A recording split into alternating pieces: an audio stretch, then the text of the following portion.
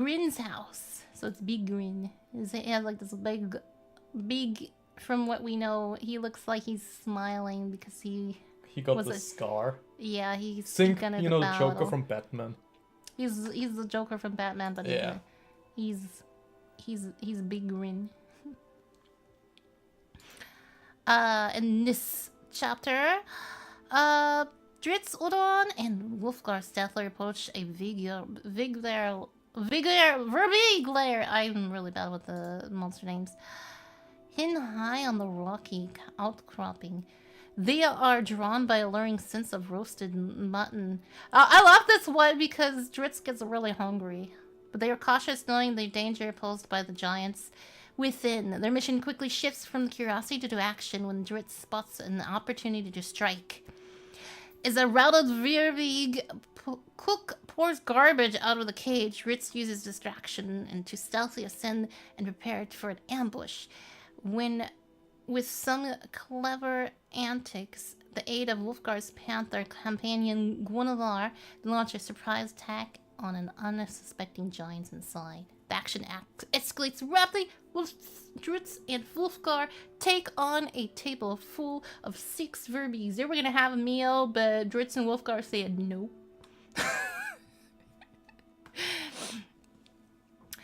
With the team and a bit of luck, the dude disseminates the Verbeeg's dinner party.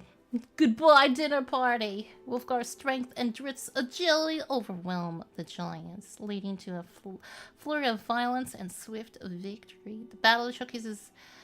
Yeah, this one, they really showcased that their friendship. It felt like it got a little bit tighter once they... his spontaneousness of battle kind of drip-fed out from Dritz. He's just like, let's go. Even from one battle to another, they didn't even get any sleep or rest. They were just like, I'm so tired, but we need to eliminate the cave. However, on this, tensions arise when they interact with a captured giant. The giant speaks of a looming threat named Akar Castle. This is where they figure out that Akar has a group of ogres. Verbeegs, and what do you call it? Goblins as well. He has just pretty much monsters that are going to take over the 10 towns. So they were camped out over in the 10 towns, scouting and actually bringing up troops in a cave. And that's where they infiltrated them. And finally, from the captured giant... from the captured giant, they could get information, especially from Regis's gem, help them talk to they one of the captured an orc. Not a giant. Okay, yeah. It was the same orc that Bruner kicked into the face. Yeah. I'm mixing up a little bit. They did find out a little bit from the giant as well for information. They found some giant information from Akar, about Akar, but we find more information from Regis and the orc. As they navigate deeper into the lair, they learn of Akar's influence, a powerful wizard who holds over the Verbeegs, hints at a very great dangers ahead. They face their next challenge, driven by desire to protect friends and uncover the truth beyond it. Alright, and chapter 19, this is Dawn's summary. So, we have Dawn summarizing next. Give me a sec. Such enthusiasm. Who is the male presenting voice? None of the reactors who are not muted. That's Horwick. He's sitting right next to me, so that's why he has his reactive muted. Sorry about that. He's the little guy with fire. He's the guy with fire. He's the guy with fire. Well, he has fire in the background. I gotta ask before Dawn summarizes the next chapter.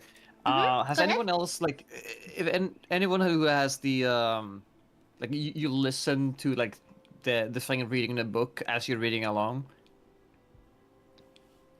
Like, at least I did that. Like the thing that reads it, it cannot for the life of it pronounce 10 towns. No, I just says just read my letters. books. What things that reads it? It just says the letters. Do you have something that like a text to speech or is what you use? Yeah. Ah, okay, gotcha. I have no idea. I don't use that. I don't use the text to speech. I don't know. They probably do have what do you call it? Little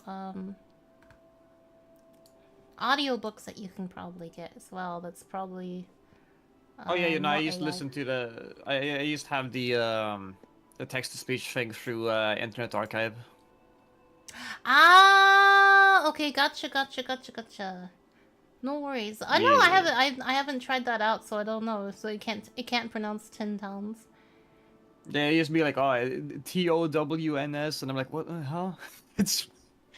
It kind of like ruined the summer, like the immersiveness when I was reading. Ah, okay, gotcha. I'm gonna be honest, Yeah. there might be audiobooks out there for the Crystal Shard, so that might be a bit cozier than the text to speech if they. Yeah, it's like for like future books, so I won't have to like listen to just saying letters.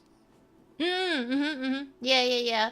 I bet you somebody on YouTube probably read out the books. There's a lot of people that are like aspiring audiobook voiceovers that try to read books and stuff on there. Or they'll just I put it tried to through find it AI. through the Crystal Shard, but I couldn't find it through the Crystal Shard, so I had to make do with the Internet Archive one. Gotcha. No Yeah, worries on this I was just gonna mention that because if anyone else had the same issue, that if anyone else uses the text to speech. I'm not that I know of. I don't know anybody that uses that. I just as read well. a EPUB file.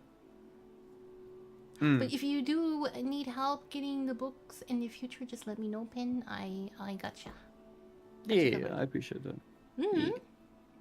Penny, do you mean legimus? Humu. I don't know what Elementor means. It's an audiobook thing. Legumus. Yeah. Gotcha. Oh, you go ahead, Don? Oh, yeah. So, chapter 19 is Grim Tidings. So, after the fight, Driss enters a tunnel, thinking it's where the giants are hiding their treasure, because of a conversation he had with one of the orcs that's still alive. He ends up finding a big metal door that has a lock on it, which he picks. But instead of treasure, he ends up finding a magical mirror that Bigurin has been using to communicate with Akar. He ends up accidentally calling Akar and sees his face, but the wizard luckily doesn't see him and just thinks that one of the giants or orcs accidentally called him. I love that part. So...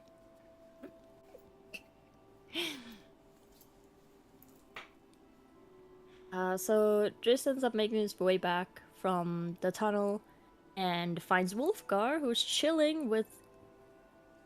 How do you say the cat's name again? Guinevere. Guinevere. Horwick's been calling him Yeah, Genie. Guinevere. Yeah. Guinevere. Almost. It's almost there. But yeah, Wolfgar has finally warmed up to Guinevere. And they have a nice, cute moment, which doesn't last long, but it gets blown up. So, Brunner and his clan finally show up, but, you know, all the orcs are already dead, and he's very disappointed about that. One of the orcs is still alive, though, and since he's under the Manger's brainwashing... Wait, what? Yeah, right. Yeah. The Regis washing of his little gem. Gem of brain rot. No. Gem brain. What do you mean gem of brain rot? Right. His very You know, one of the convincing gem. Plays Subway Surfers on loop. Is that what it does? I won't turn it off until you tell me everything I want to know. Very convincing. But yeah, one of the orcs is left alive, and since he's under brainwashing magic, they realize that it's not like they can really, torture him for answers. So they decide to bring Regis there in order to double brainwash him. Double brainwash. So that they can get information. Yeah, double brainwash. Double brainwash. It worked. It did work. So they bring Regis over to talk to the orc, while Brunner creates some fine dining 10 out of 10 giant brain soup. I thought that was great. I would have tasted. Yum. Yum. No. Yeah, they were like, oh yeah, I'm not gonna get this to waste. Just eat. Wait, what? See? Yeah. I don't understand why Drist wasn't on board with it. He was already talking about eating everything else there, Why I not know the he brain was soup? eating while he was fighting. He was just like, oh, I'm gonna go just like Exactly. grab his food off the table and start like using his scimitars and just like stabbing the giants and the ogres, just like eating, grabbing from the. It's just hilarious that he was like trying to eat and fight at the same time. Pretty sure Such he a was missed eating also when he was opportunity. going into the tunnel. Exactly. They should have made Brunner say something along the lines is like, the lad didn't use it anyway. Oh yeah, that's pretty. That would have fit so well. You don't be mean to Varius, Braxton. He's timing your ball out. Boreas? Varius. Oh, Boreas, yeah. Braxton's timeout. Bot I was like, what are we child. talking about? Oh, sorry. Let's distract you. Drist and Wolfgar are not into the idea of giant brain soup, so they decide to sit as far away from him as possible and divide up how many kills each of them got. And there's cute character banter. It was really nice. I liked seeing how Drist and Wolfgar were, interacting with this whole section here. Yeah, It was just was really cute. nice to see how close they got. They constantly keep tally on how many they kill, and they're always like, it's a tie. It's high. You get half of that one, and I get half of this one. I also love the Yeah. Guinevere, like the bond that he is having with Wolfgar, because Wolfgar was like, "Oh my gosh, it's a demon cat. I'm not gonna talk to the demon cat. It's creepy."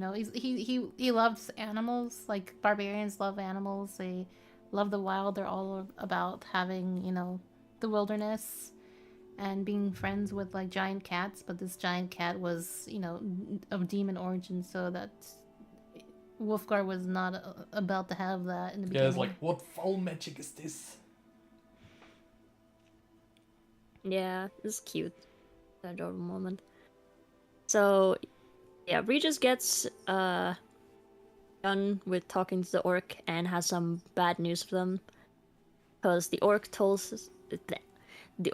them about Akar's plans and how all the goblins and orcs and verbeegs and barbarians from the region are gathering behind Akar to attack 10 towns. He mentions also about the barbarians being led by a one-eyed leader, and Wolfgar is immediately pissed and embarrassed and knows who the leader of the barbarians is, since he's aware. Driz thinks they have to go and prepare, but Regis thinks that they've got no chance and that the army is way too big for them to fight off. They do manage to get the council together to talk with the help of Cassius. Mm-hmm. but they're not very open to the idea this time, since it's like it was the season where they need to be on the lakes constantly, and they're mad that they have to be away from the lakes and talk about these issues. So they're not as willing to work together as they were last time. And Kemp is mostly the main person who's pushing back against everything, since he still holds a grudge against Brunor because of the Drizzt thing they had 8 chapters ago. Wasn't it more against Regis? Because he figured out something's wrong with that little halfling, and that his No, there was own that too. perception was messed But I with. think they just... Yeah, there's that too, but they did mention that he has a grudge against Brunor. And he's in general kind of suspicious that this isn't like... I wasn't sure if he was actually suspicious that this wasn't a real thing that was gonna happen, or if he was just like saying that in order to get everyone else on his side. I feel like he was more of a devil's advocate. Yeah, He just that's what wanted I to got, be like... against it. Yeah, exactly. Like, it's not like he didn't actually believe there wasn't an invasion. He just wanted to say anything he could to get everyone else to not agree. Yeah, Regis explains the situation, but no one's really listening and thinks the words of an orc are untrustworthy. So Regis tries to use the ruby to persuade the council again, but Kemp had thought about the last time his mind had been swayed, and he realizes that there's something suspicious about the persuasion, and he refuses to look at Regis' eyes and tells everyone about what he thinks about the halfling, and about the fact he thinks that Regis can control people's minds, which, you know, he kind of can. Yep. I mean, Camp's an ass, but he's not stupid. yeah, he True. He really he figured it out pretty fast afterwards, because I guess he didn't realize he wouldn't have never done that. Yeah, exactly. And since Regis's plot doesn't really work, Brunner takes the stage instead, trying to convince the council, but Kemp hates him and is stubborn, so Brunner basically just storms off and gets angry and says that they're on their own. It does still make the council realize that the threat is too worrying to be brushed off, and they're basically split in half. Or not in half, but on the two sides of the people who believe that the threat is real and the people who are still thinking that it might just be a, rumor in order to get them off the lakes and to, divide their resources.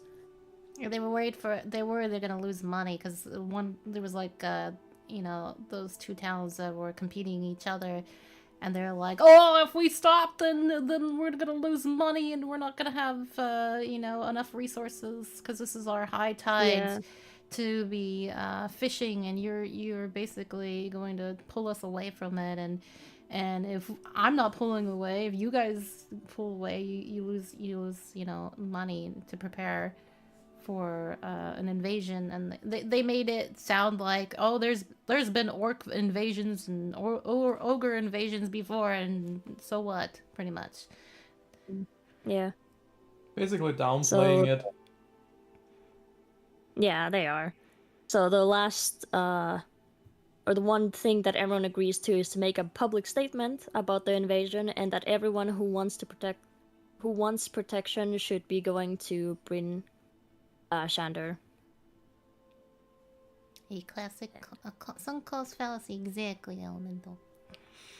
Yeah. So chapter 20 is A Slave to No Man. Since 10 Towns isn't fully united and the odds seem pretty bad, the dwarves decide to close up the mines instead of joining the fight. Drizzt already agreed to scout for Bryn Shander, at least until Akar's army shows up, and he's undecided on if he wants to go hide away with the dwarves. He's still loyal to Ten Towns and isn't really very thrilled about going back underground, since, you know, he escaped from there. Even though the dwarves' living situation is much different from his original one. Regis is also torn, since, you know, he's also lived in Ten Towns for a long time, but since his reputation is basically ruined because of Kemp's accusations, he knows his easy life is over, and he does decide to stay with the dwarves instead of staying outside. Wolfgar, on the other hand, makes the choice to not stay with the dwarves. Brunner tries at first to object, but Wolfgar takes a stand, and the dwarf can't help but feel proud, and even tears up, and it's really sweet. Aww. Yeah. So cute. Brunar is so cute. He Papa is, he's Brunar. adorable. I know, I love him. He's awesome. All the characters are really lovable. They are. Except for But yeah, Wolfgar Wolfgar mentions he has another debt to pay, and Caddy Bree isn't really pleased since she already knows what he's talking about. But Bruno respects his choice and lets him go. Wolfgar says he's leaving the same night and going back to the plains, to his home. Caddy Bree doesn't think he'll come back and doesn't think that he's ready, and that's why she tells Drist about her concerns, so that the Drist will like follow him and help Wolfgar. Drist isn't really on board with it at first, because he thinks that the problems with the barbarians are Wolfgar's problems and that he shouldn't get, you know, meddling there. But Caddy Bree explains that Wolfgar is taking a detour before going to the barbarians, and that kind of gets Drist to actually follow Wolfgar. Then we go back to Cassius, who is, you know, at Bryn Shander, and they talk about the fact that only a few groups have actually come to Bryn Shander for refuge. And it's mainly because of the, you know, warning that they gave out to everyone is so abstract that people aren't really willing to leave their homes because they are used to attacks and they don't think that this one will be much different. A lot of the towns, or some towns do show up, but others are arrogant and stuck in their own personal conflicts to actually worry about the warnings. Even mentioned that some of them kind of see it as like the conflict with their neighbors is like current, while the invasion from the orcs is something that's gonna come in the future, so they don't really see it as an immediate issue. Regis is kind of dismayed because days drift by and no one is really preparing for the attack properly, and he partially blames himself, but he thinks it's not really, but he also thinks it's not really his fault, because if people don't want to save themselves, then it's not his job to try and force them to save themselves with his powers of persuasion. Kind of gave up. Then they cut back. Yeah. And they cut back to Akar. He's very on edge since Igarin hasn't contacted him with a report in many days. The last call was suspicious, and now his vision has been blocked by something. And they reveal that Drist actually put a blanket over the mirror, and that's why he can't see through it anymore. Was genius. Simple means. Why can't I see through my magic mirror anymore? It's like there's something blocking it. Blanket. I love how just simple stuff in this book. I'm not going to spoil the last like. This keeps on being a thing. Yeah. It is. It just becomes. It was like the simplest solutions solves it. It's just hilarious. I wanted to make a question to Dawn about reading, but having heard people make so many dumb jokes spelling dyslexia, I couldn't remember the correct way. The question is if Dawn uses audiobooks and where from. I do usually use audiobooks. I didn't read all of this one with an audiobook, but with the last time with the 15 chapters, I used it for like the last few chapters because I just wanted to like get through it fast, and it helps me because if I'm listening to it at the same time as I'm reading, then you know I don't get confused as often, so I don't have to reread things. But I like have my audiobooks own sometimes. Yeah, It I actually have my depends. own app. Also, apparently Yeah, I have my- drinking with this makes my model look like I have a duck face. I'm sorry. Same. I'm like taking a drink and all of a sudden I look like I have a duck face and Dawn's like explaining things and I'm like, oh, I'm sorry. Yeah. No, I have my own app for reading. I actually got it from school, and they were like, yeah, this is gonna last you until all of middle school. And I'm now in university, and it still has not stopped working, so Nice. I don't know what they were talking about. Really? Hey, share the app with me. Yeah, no. They were like, yeah, you have it's you still now working. have it's like still- yeah, you have rights to these books because like there's just free books on here. There's like free Oh wow, that's textbooks. nice. yeah and stuff. Yeah, and I was like, okay. I'll take the free stuff. I just have that little hand grabbing okay, out and that's take cool. it. I'll take. I just The model never made- locked my account, so I just have free books forever. Yeah, Nice. nice. Oh, it's probably all in Finnish, huh? Darn it. It is all in Finnish, yeah. Darn And I couldn't find this book there, and I was sad. Aww. They have most books though, huh? They have a good chunk, right? No, and like nice. basically any Finnish author I can basically find here. You do have good Finnish game artists, Dawn. Oh, that's true. But does she ever finish her books? She did. Yeah, I have done it. I mean, most of the time, no, but like I did it at least twice now. Twice. I have. Oh my gosh. I don't know if I really don't know if the Twilight books are considered. They are Count. not books. We didn't know books. They're very tame books about a sparkly vampire. I would Model call made them a- something else, but The model made a sun saluting. Such confidence in your friends. He's such confidence in your friends. He was making a Finnish joke. yeah. Yeah, because he likes the Finnish word. I couldn't let it pass me by, I'm sorry. Oh, Dawn, I need to get you into the Control game because you need to see Audie. He's Finnish. He's amazing. He's a janitor. He's amazing. He sings Finnish songs. Oh. You need to play it. Boy. By the way, the main character is a girl that kicks butt. Yo. And the game company is Finnish, and the game's called Control. It's a good game. Finnish people make.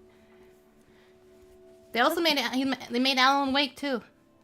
They're the Alan Wake nice. people. Yeah, the woke Control me up. one. The Control and Alan Wake are connected too. Those two games are. Oh yeah, no control. Yeah, control is good. It's a Finnish. They're Finnish company, Yeah, you should play control. Control is really cool. and they sing in Finnish. Dawn, you can listen to the Audie sing in Finnish. Oh, The janitor. that's actually cool. Levan Yeah. Polka. Yeah. Yeah. No, he didn't sing Elven Polka. The Hatsune Miku version. Rocco, is your nationality that's a not- secret? Nah, my nationality is not a secret. She's Jamaican. I'm Jamaican. Jamaican, yeah. I'm Jamaican. Yeah, man. Will people believe me? Jamaican man. Elemental's writing this down! Oh my god! Alan Wake, why no Alan Eep? Alan can't sleep. He needs the light on. He can't sleep, he needs the light on. It's scary. I feel like I'm more Jamaican. Yeah, man. Yeah, man. Alright, so... Oh, did you finish your chapter review? On 19 and 20? There's still like a few Couple. paragraphs. Yeah, okay. Go ahead. Paragraphs, that's short. Few sentences. But yeah, Air 2 tries to convince Akar to just start the battle, but Akar is a coward and doesn't want to begin because he doesn't have all the troops prepared and he wants to make sure that his victory is guaranteed.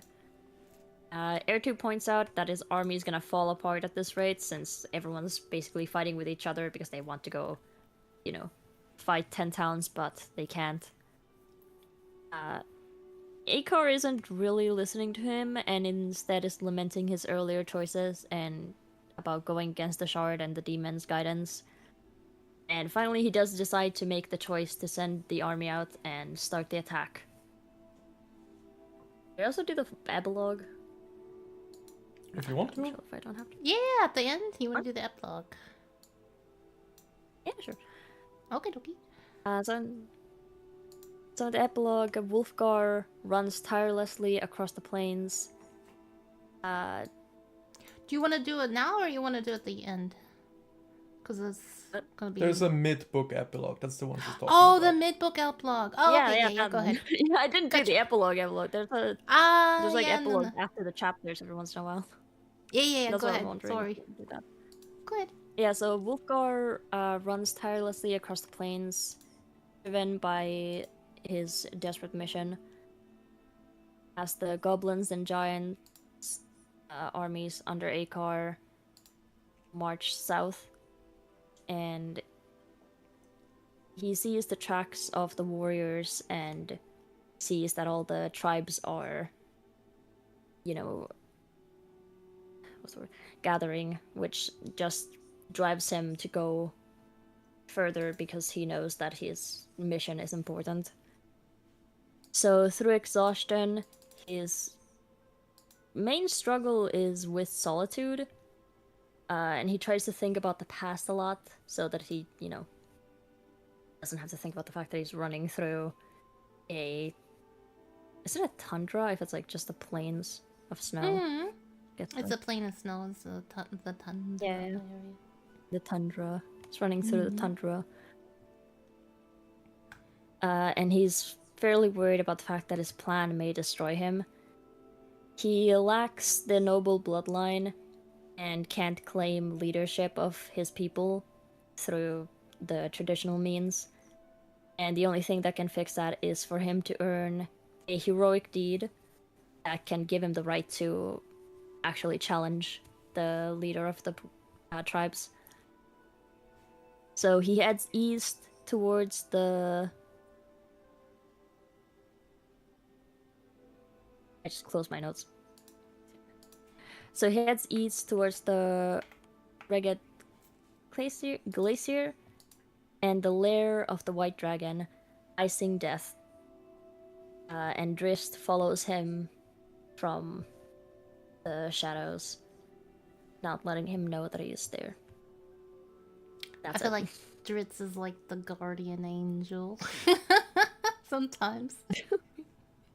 Yeah. Who is Sakar? I am a aviation nerd, so I struggle with thinking about something else.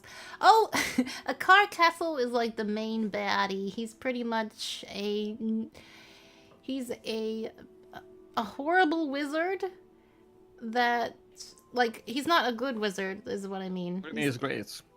His wizarding is not good. He's basically an apprentice that stumbled upon a crystal. The Chini Ban. The Chini Chini Bon Mon. Chini Pini Bon Mon. Uh-huh. He came took across the crystal, Ching Chong Ping Pong, and The Chinibon! It's Chinibon! I can't pronounce it, okay? Grand Shinibon. Chinibon. A baddie who has an immature dawn. Who has an immature dawn? An immature dawn. Oh yeah, I guess that's a tiny dawn. Yeah, a tiny dawn. It is a pretty crystal. It's like a red crystal. I thought at first you said something about like a Tamagotchi. Almost sounded like it. A Shimibunbun. A Chini Bun Bun. Yeah, that's Yeah, the, sounds like that's a the second Tamagotchi. phase. It's a Tamagotchi. Yo. I will definitely take it. I'm like yoink.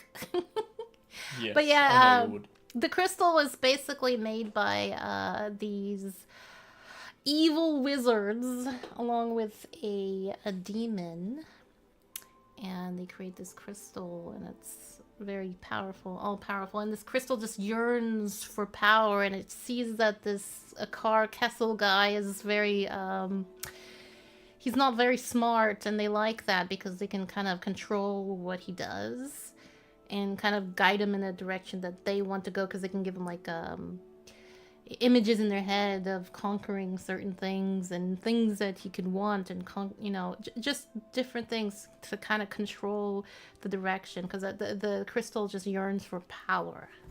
The mini dawn. It's the mini crystal dawn. It's before she got cleansed.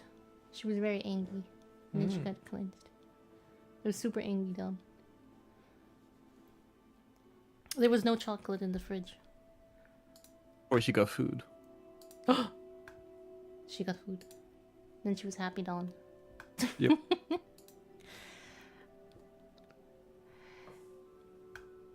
Mother Coco, I have news. Oh no. Braxton! You're now calling me mom now. Oh gosh. I have adopted Braxton, guys. This is what Warren says. I'm sorry. Or it's part of another sorry. family? He's part of, apparently! Damn. So Apparently. many families. Braxton family hopping. Alright. Do you call him Braxy? No, I called him Braxton. It's what we call in the industry a wild child. A wild child. Yep. Exactly. The child is wild. Alright, Yep. we're going to continue with chapter 21, and this is the Icy Tomb.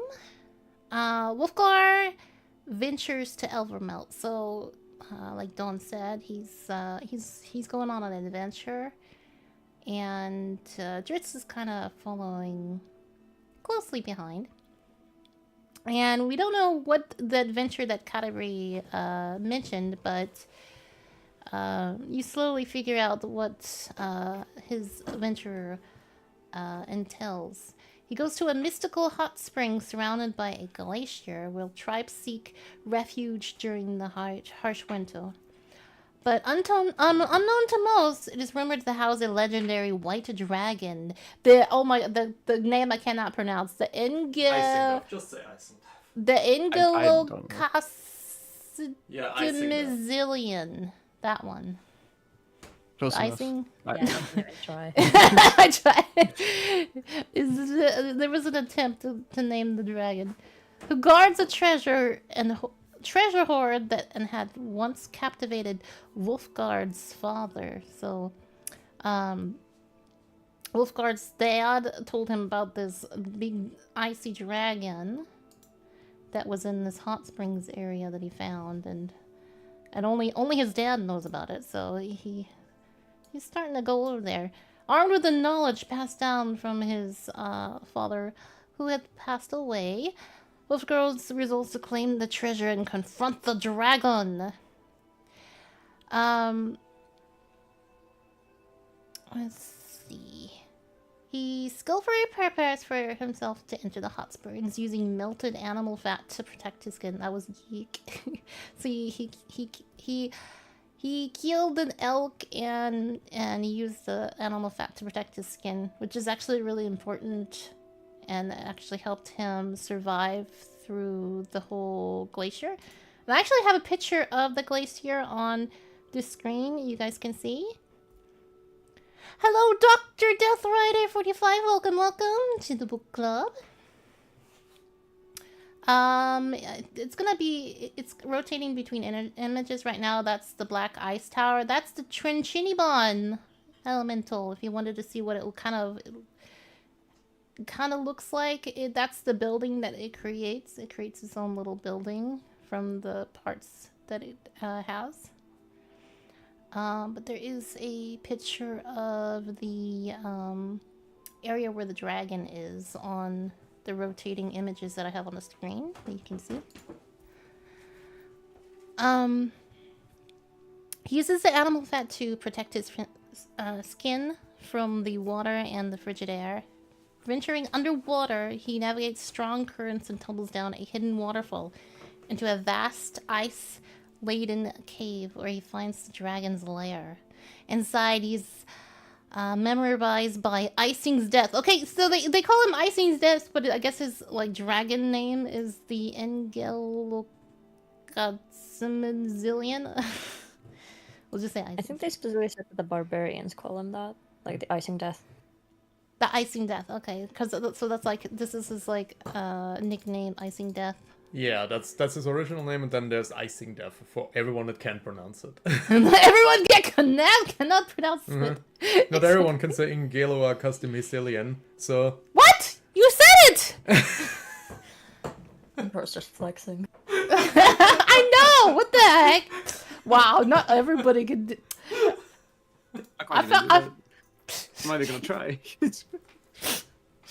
I'm sorry. I feel downgraded, dog. I just feel like... Why am I here?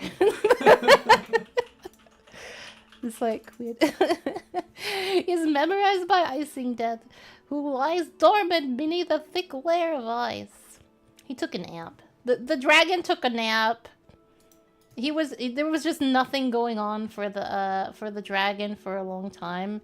And since he had his little treasure, which dragons can live off in the D&D lore, they can basically live off just knowing that they're sitting on treasure. They don't need food. They just be like, I have treasure. And then they can just live for hundreds of years just knowing that they have treasure. So I guess they can, kind of slow their metabolism down. And The just true hoarder mentality. yeah, true hoarder. It's like, oh, gold. I like the gold. And you just like sits there and you just sit still and just kind of snow that covered over Icing Death, the dragon, and he just took a nap with the gold. He just didn't really care. He didn't want to deal with any of the barbarians outside. He just didn't want the drama. He just wanted the treasure. That's pretty much it.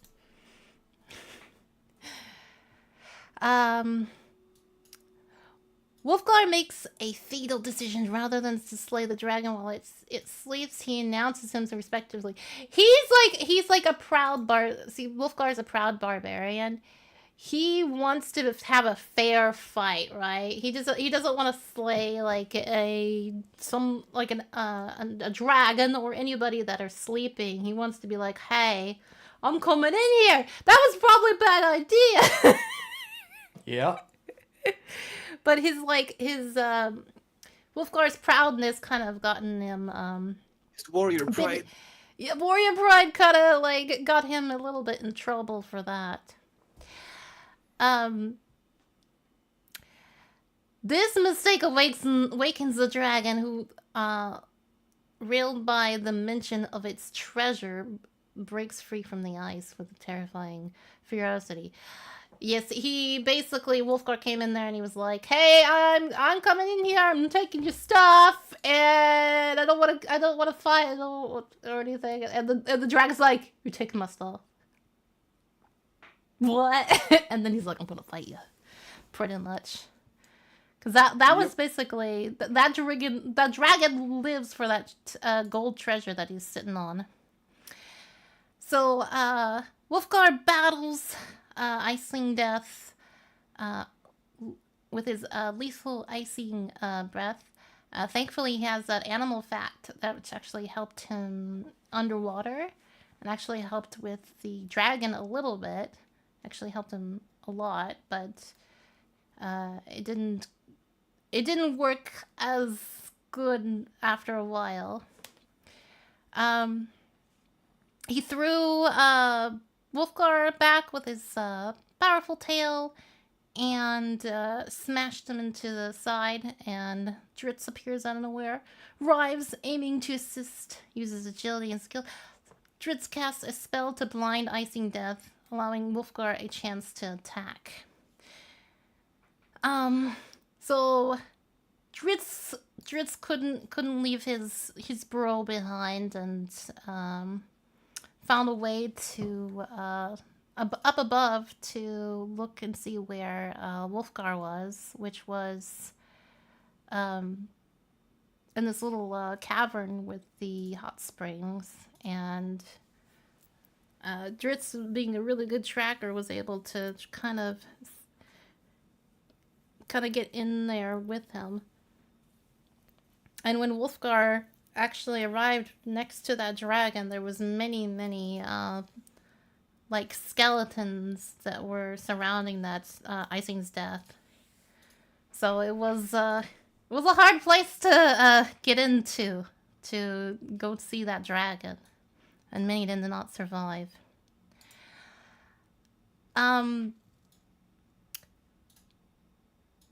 Oh, where did I leave off? Okay. Wolfgar propels his magical hammer Ignis Fane towards the dragon while Driss distracts it. Hammer strikes true and icicle falls from the cavern ceiling, ultimately delivering the final blow to the dragon. The chapter closes and the Deathly Crash and icing death falls, making a legendary victory for Wolf and Dritz. You also see that Dritz has like a really good aim for towards the dragon. That you could see like he used some good bow work that Wolfgar was like admiring when all is said and done, because Wolfgar kind of passed out over after that scene with the dragon, because it was just a bit too much. The dragon like knocked him back way too much. You see? And we're on chapter 22, The Blood or by Deed is the name of the chapter. Wolfgar awakens by a small fire, struggling to remember where he was. He sees a slain dragon, icing death nearby, realizing his body Dritz has been incredibly accurate with his aerial shots. Hi, Hobbs! Hello! Welcome in!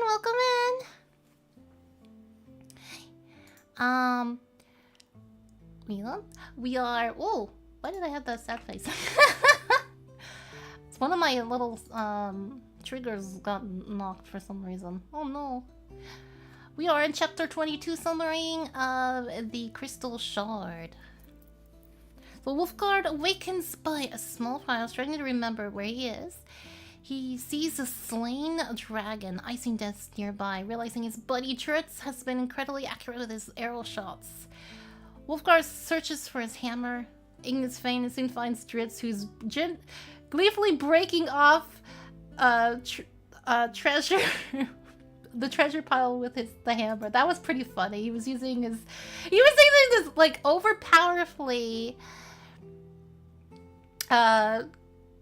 magical hammer to just break the treasure down, so he can like grab some stuff. It was just kind of funny.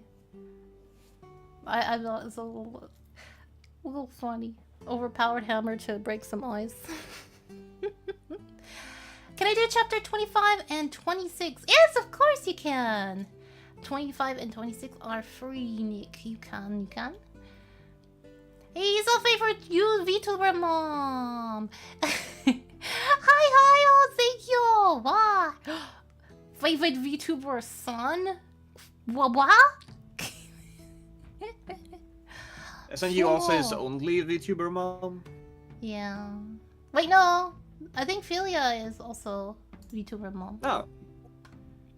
Well, then you're number So- one I'm number out of two. Nice. 'Cause it's like 1 out of 1. You're the best and worst. Oh, I know. I know what you mean. That's the funny joke my mom does to Horwick. You're my favorite son-in-law because he's the only one.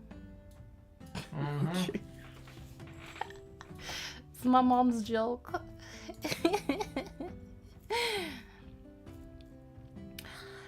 The quickly banter about the dragon kills and split the treasure with Dritz eyeing a beautifully crafted scimitar. Yeah, Dritz is not really into the treasure, but he really wanted a couple, like, some weapons he found. I have 2 VTuber moms, yeah! Is that the other one Philia, right? At least I think so. I hope I have good lore. I have good lore. As they consider how to escape the icy caverns, Wolfgar expresses concern about the cold and powerful water currents, but Tritz, ever resourceful, produces a grapple and suggests Wolfgar use his strength to climb to safety. Yeah, Dritz has a whole bunch of little gadgets and stuff with him. He was prepared, got some food for Wolfgar and himself so they could recoup a little bit while they are sitting next to the dragon and warming up a little bit. But he was able to grapple his way out of there, climb to safety. He also asked Wolfgar to get his body moving because he was starting to freeze, so he told him to jog around a little bit around the dead dragon. And sadly, they weren't able to get all the treasure off of the Icing's death, so they basically grabbed what they could. Dritz wanted this really cool magical dagger that he found in the treasure and kind of emitted this really cool light, and it was also a scimitar, so it was pretty much kind of the weapons that he was using. No VTuber stats, they went for milk. Yes, really, my mama. No, not for the milk. Yeah, anyway, we have them escaping from the Icing's death, and after 2 days of running together, they reach the gathering of the tribes, where Wolfgar reflects on how much he changed, and since his last raid on the 10 towns, he now views the brutal implications of the tribal warfare differently. Particularly, he sees the disparate tribes allied with goblins and giants. Wolfgar bodily approaches the council of Heathstag. The king openly challenged him to declaring his noble lineage and accomplishments, including the defeat of Icing Death. See, the thing is why he chose to go for killing the dragon first before facing Heathstag and the barbarians is because he needed some kind of status symbol, is what barbarians have. Barbarians have a status symbol, and he wanted to have the status symbol of Being a dragon slayer. being a dragon slayer, and it adds to his barbarian resume. Basically, yeah. Whenever you wanna, rank up as a barbarian, you have to hand in a CV, and basically, the more strong stuff you kill, the better your CV looks. Very nice. Yeah. Well, he had to get some reps, so you can't just be you can't have, you can't just have bloodline. You have to have some good rep. You gotta work 2 years as an intern before they take you seriously. Scimitar, yeah. Exactly. So Wolfgar boldly approaches the council of Heathstag. The king openly challenged him and declaring his noble lineage and accomplishments, including the death of Icing Death. the Dragon Slayer. This declaration shocks the crowd, oh my god. And as Hustag's reputation is diminished by Wolfgar's boldness. He basically Wolfgar challenged Hustag.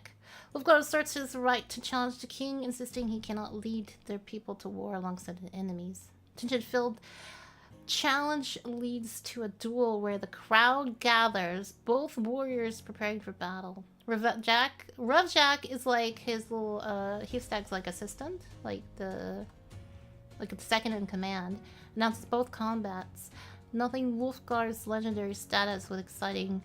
Excites the onlookers as the fight commences. Wolfgar remains calm and strategic, absorbing Hustag's aggressive but predictable attacks. Hustag is predictable barbarian. He might be, though, a little bit unpredictable to Wolfgar because he has more years of experience in fighting, but he still has that barbarian pure anger, you know, that barbarians just like go very emotional, and that's what Dritz was trying to show Wolfgar when Dritz was training Wolfgar. He was trying to show him, hey, your anger makes you weak.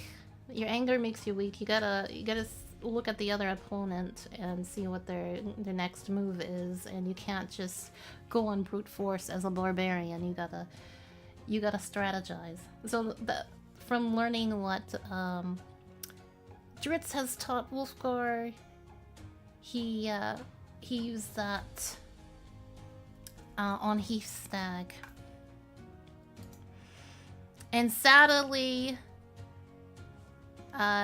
he didn't want to, but he had to kill Hustag's in the end because that stubbornness that Hustag has of not wanting to lose, even though Wolfgar was trying to submit that, hey, I'm stronger and you need to give up. It didn't work, and he had to crush Hustag, sadly. But yeah. Let me see what else we have. But yeah, he basically grappled him to death. Yep, broke his spine. Oof. He basically didn't want to. He had no choice. It didn't really have a choice in the matter. Hustag wouldn't let go, and it was either Wolfgar or Hustag, and Hustag had to make that choice. Even though he wanted to try to be the better barbarian and be like, hey, you know, look, I'm strong, and we should, you know, kind of not fight, and I win by I beat you up. But no, he wanted it was they felt like to the death. Or lie and eat hot chip. Wait. What do you mean hot chip? A crowd witnesses what? Oh yeah, okay. So at the end of the chapter, Dritz is actually going back to the 10 towns. He kind of just leads Wolfgar towards the camp, the barbarian camp, but he doesn't go with him. And he just goes back to the 10 towns to see what's kind of going on in the 10 towns, because at that time, I think the invasion was starting to happen for the 10 towns and the Akar Castle and the ogres and goblins and all of them. But yeah, Wolfgar defeated Hustag and he became King of the Elks. Hurrah! We are 25 and 26 is Nick, but we are on 23.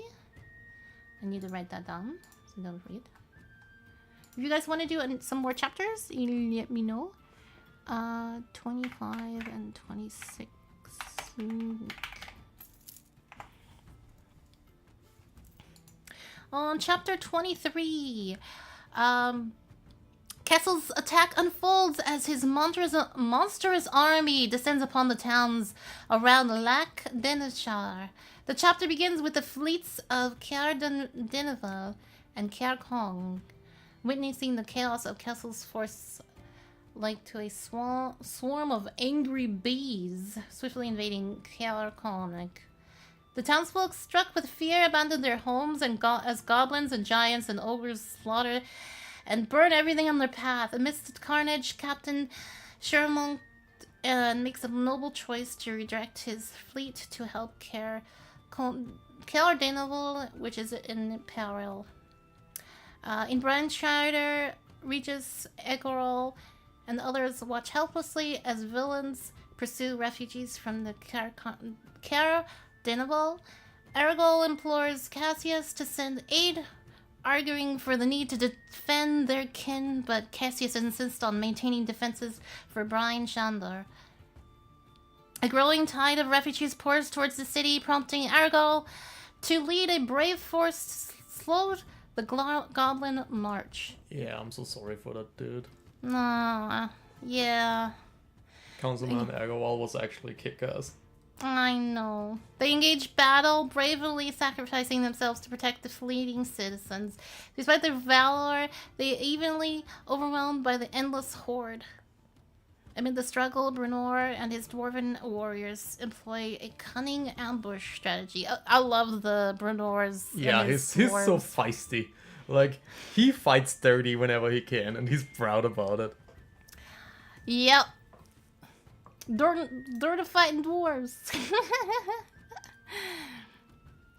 Bernard and dwarves warriors employ cunning ambush strategy against Kessel's army, drawing goblins and ogres into traps using clever tactics and bravery.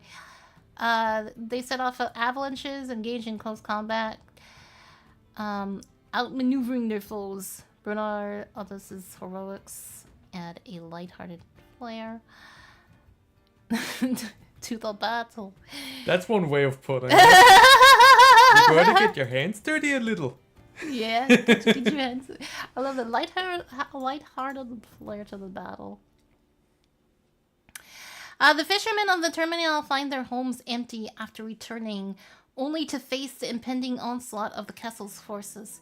Tensions rise as Brian Chandler, as goblins prepare to lay siege. The dread of the desperate battle preparating the air. Regis witnesses the chaos, realizes the grim fate ahead of his friends and allies. Longing for the honor of the courage displayed by Agorwal and the warriors fighting bravely outside the city walls. Yeah, Regis right there was like, maybe I shouldn't have went to Brian Chandler. Maybe I should have dug in with the dwarves. Yeah, maybe I should have went with the dwarves. He was just like kind of regretting his choices on where he should have stand with in the battle. We have chapter 24. Now I'm curious. I'm gonna look back at, because we have two different set of notes. I'm looking at Horwicks. We have lots of detail on this one. You actually did. Wow, you did like really good on that 24. Okay, I'm curious. Okay. Yeah, I'm gonna read Horwick's notes on this one. He is reading on the other one, so he's reading 28 through 30.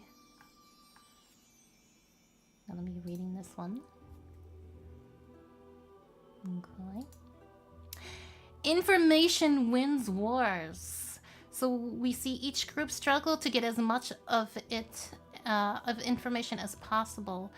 Dritz lays eyes on the demon Eritu, Akar's general, and tries to figure out as much as possible about him from afar. Yeah, that's the thing.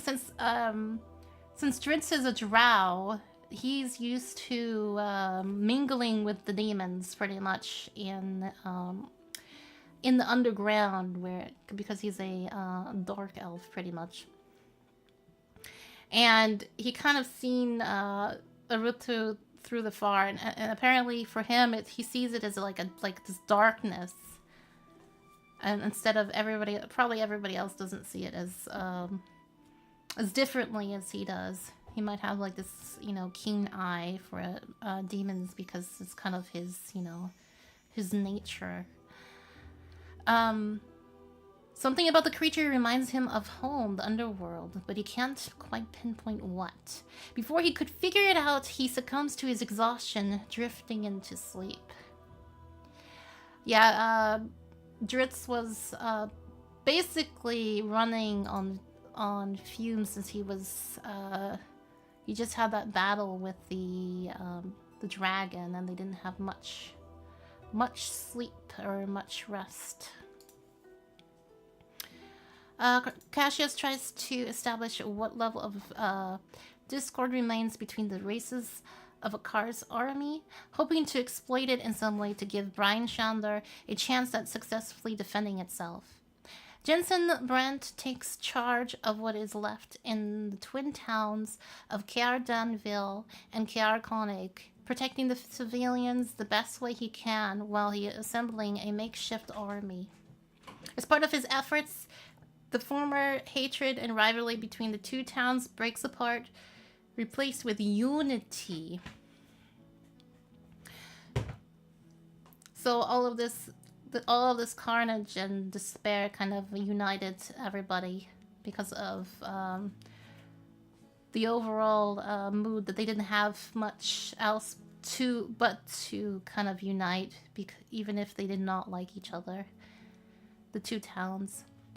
Eventually, Kessel reveals himself to the city of Brian Chandler. Oh yeah, he's so dramatic. Yes.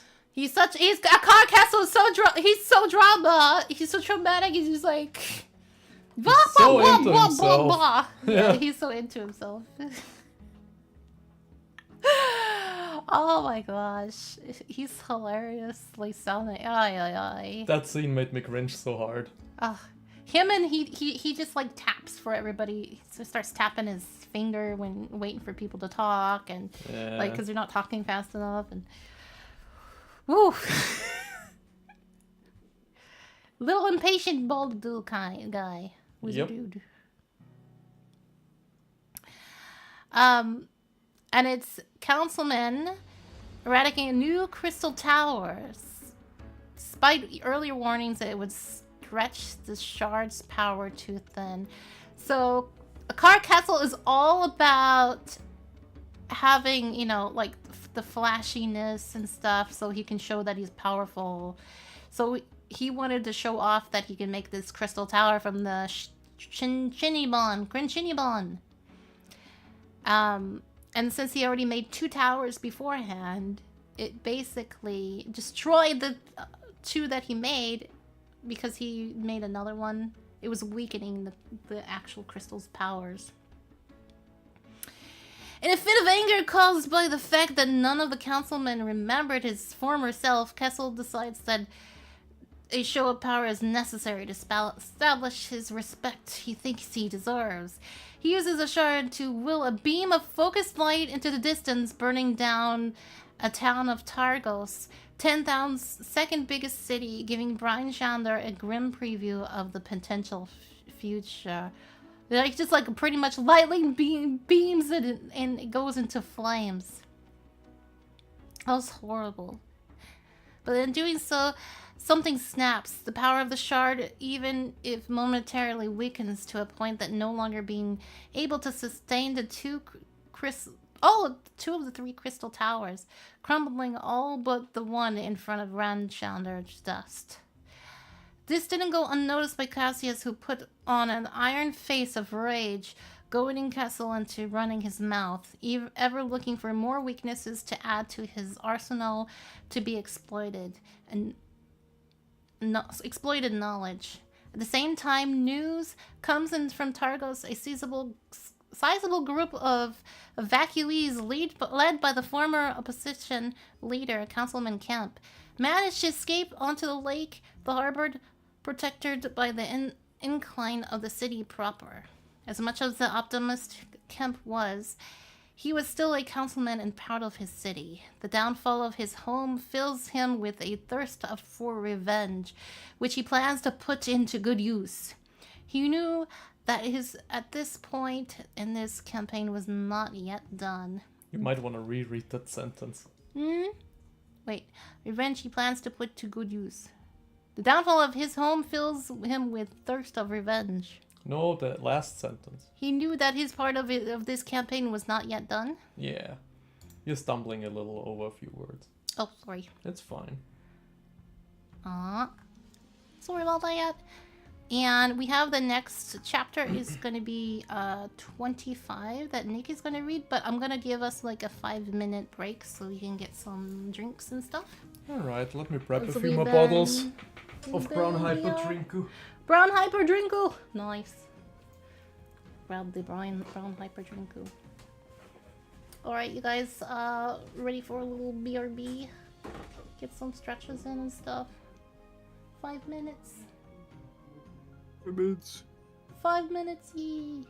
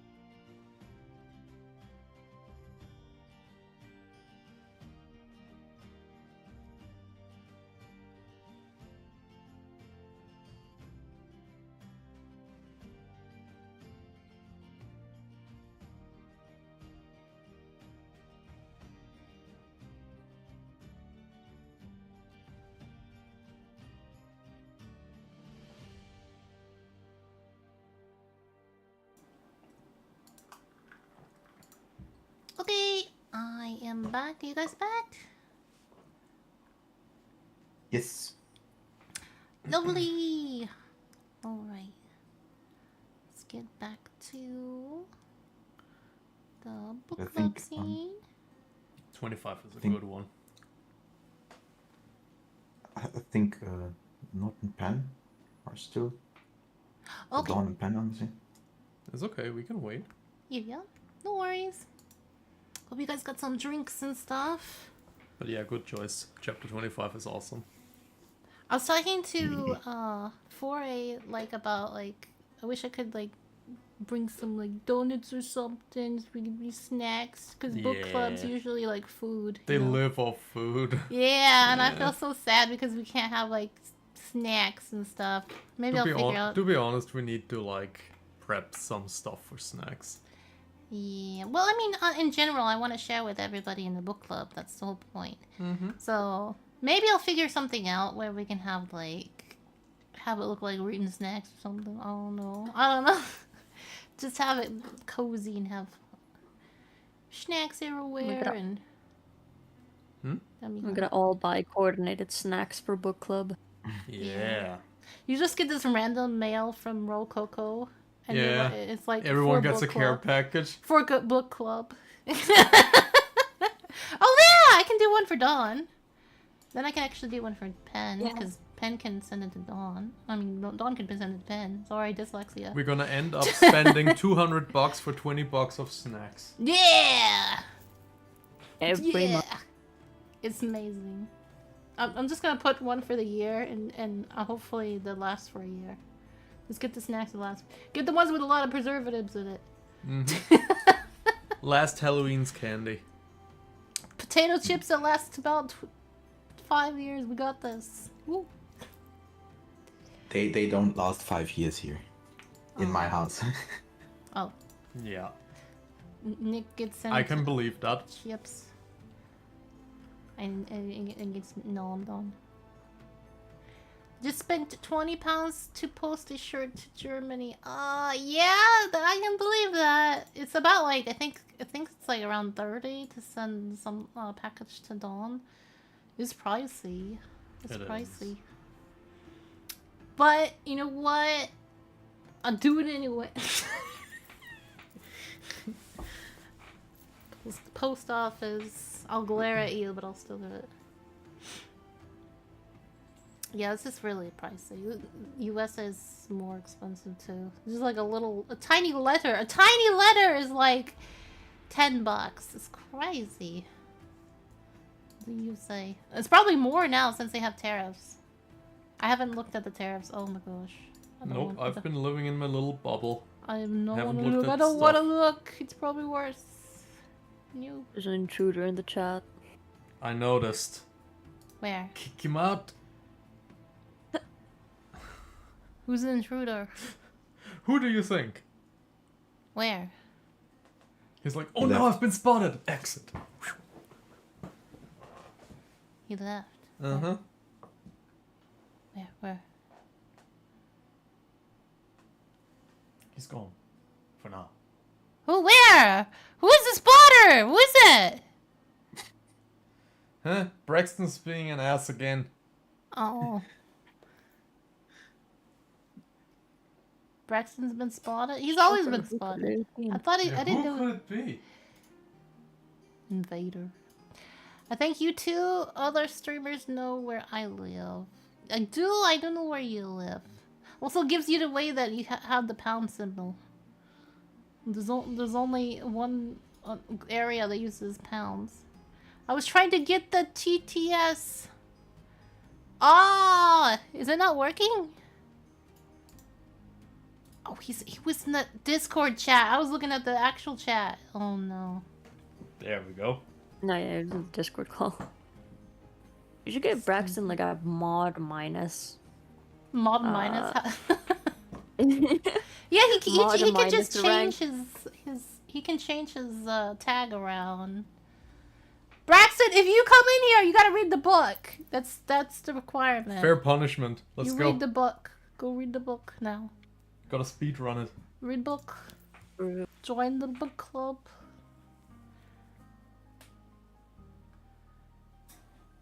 Okay, we good? The horrors of reading. You can read, Braxton. I believe in you. Yes. I don't. I moved on. Guys, you need to have more faith. A mod minus that would... What does that mean? We moved and showed house photos. No, I meant Oh like my the God, kite I just trees. thought about I know something that. horrible. I know how to get Braxton to read a book. Oh, the Undertale? No. Oh. Even better. You know how when you open a book you always have 2 pages? One page is nothing but a screenshot of Subway Surfers. And when you go flip the book really fast, it animates. You go like... Oh, it's like a flip book. Yeah. Frame by frame. That would be kind of cool. I'd buy it. Nothing but Subway Surfers. I would buy the flip book just for fun. You would buy a Subway Surfers flip book. No, not that one. But I would buy a flip book.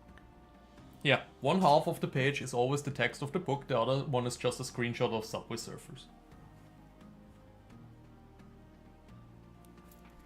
You're silly.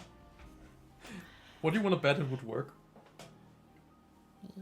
Alright, Nick, you go ahead Yep. and summarize chapter 25. Yeah. Chapter 25, in which Drizzt summons the demon Ertu in order to gain information by deceiving it. He pretends to be an emissary of a faction of drows that have taken interest in the artifact Krishinibon. Krishinibon. Krishini The Bun demon. Yeah. Yeah. The demon initially falls for the trick. It shares information about the artifact and Kessler's critical weaknesses. But Ertu doubts do not subside, and he discovers Drizzt's symbol of the goddess Mieleki. I do not know how to pronounce that. Giving away that think he you did a good cannot be job. part of the faction of the drows. Ertu and Drizzt start their battle to the death. The drow elf has chosen the environment to his advantage, leveraging his experience. He instructed his trusted panther companion to ambush the demon from above. Nonetheless, the fight quickly gets one-sided. The demon is significantly stronger and immune to cuts by non-magical weapons. Sadly, Drizzt's own magical weapons lost their magical ability after they were away from the Underdark for too long. And while Guinevere can bite and constrain the demon, it can't deal significant damage. Things turn from bad to worse when the demon uses his magical fire to burn both fighters. This, however, lets Drizzt discover that the scimitar he gathered from the dragon's hoard is a magical one with an ice element association that can suck in the demon's fire. With this twist of events, the drow swordsman uses his scimitar to stab the demon, vanquishing it for 100 years.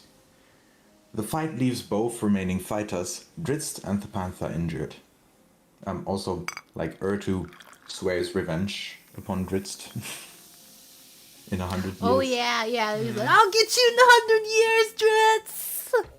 That was a bit. Yeah, that's not that long for us. I'll wait. Anyways, chapter 26, a rather short one. Wulfgar follows the rites that he believes will allow him to get the barbarian tribes to fight against Castle. He is rushing the formalities with a hastily set up mead hall. He shows off his magical hammer in a drinking game by smashing 3 barrels in a row and by throwing the hammer and having the hammer reappear in his hand. He finally declares his plan to fight against the mage alongside 10 towns. The barbarian people agreed to take revenge against the mage that subjugated them. In that moment they realize that the towns have already been attacked, and Wulfgar sets off immediately to fight against Castle, followed by his barbarian people. Lovely. Summary. Thanks. It's a good one, yeah? I like that chapter a lot. Which one? Where they get drunk in the meat hall, or No, the no, one no. before The Drizzt just like banishes the demon out of nowhere. He just like sounded so surprised too. Just like because the dagger kind of just had a mind of its own, which was kind of cool because the it was just scimitar like was sucking his life force. yeah, Drish was like passed out, and this dagger was just like, I'm getting the demon. Yeah, no, that was the best part of the fight, where at first Twinkle, the scimitar, was basically just sucking the life force out of Triss, and then when he dug the scimitar deep into the demon, the scimitar let go of him because it found a better source of life, and basically just kept drinking from the demon. It was just like Dritz is like passed out, just trying to hold on to it, and it's pretty much doing its own thing. Well, the way I don't know what the translations are. I don't know what language you're reading it in, but in the English version I'm reading, it basically describes the scimitar of having a mind of its own. Yeah. It basically, sort of. where it basically just absorbs the life force of its user in exchange for that ice elemental power, and it doesn't care where it gets its energy from. So by the time the scimitar is deep in the demon's belly, it basically pushed Triss away. There was like this explanation that he was actually expelled backwards, and then it just remained in the belly of the demon, where he was struggling to pull it out, but he couldn't quite get a real handle on it. So it just kept sucking him dry, basically. All the power away. But not time to come back. That's the first thing I hear. Ay. Welcome back, Ben. Hi. I can imagine how this must have sounded. What? When your timing is Yeah. really, really bad. Yeah. I'm like, oh yeah, they sucked him dry, and I'm like, did we read the same book? This is not the book club on TikTok, okay? Uh-huh. This is not. This is the crystal No, it's a pretty shard. average conversation. Perfect. I came back with sushi. You have sushi? I'm jealous. Yeah, homemade sushi. Homemade Oh. sushi. We need to make Yeah. some again. I want to make homemade sushi, and yeah, that's good. When you crave sushi, but you can't have sushi, so you go, I learned how to make sushi, so you do it. Yep. That's what I did. I still need to perfect donuts. I still haven't gotten to do that. It's hard to do for me. I might have found something for that, but we will have to try it. Oh, but donuts. And fried goodness. Alright, chapter 26 is the next one. I already did. No, he did chapter 26. Oh, you did 25 but- and 26. Okay. Reading through 25 again, or rather the end of 25, it's actually kept rather ambiguous whether the sword has a mind of its own. Could be possible. It's hinted at that, but it's not actually entirely clear. I mean, I'm reading the English version, by the way, so Same, but there's multiple prints. I'm not entirely sure if they changed anything. yeah. It was difficult getting the book because I had to have it printed in at least 3 places if I wanted to order there. Oh my goodness, really? I'm sorry. Oh no, it's alright, it's alright. That's part of the fun. Like Was that getting the the book. rare book? Yeah. I I'm just glad you read read stuff the- digitally at this point, but there are so many different copies of it, and not everyone does a good job typesetting it, so you have to really hunt down a good copy. It's an old book, and it's been re-released, so they don't really they probably changed a little bit of stuff when they re-released it. Pen, is it more kind of salmon or veggies? Elemental ask. Most of these are avocado. Ooh, avocado sushi. So the veggie. I do have chicken teriyaki as well. Mmm. I like Nice. chicken sushi, dude. You're so good. So good. Alright.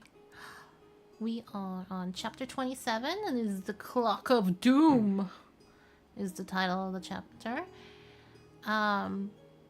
The morning light of the village of Berman is engulfed in flames as a Carcassonne monstrous army composed of goblins and orcs wreak havoc across the Shingon River.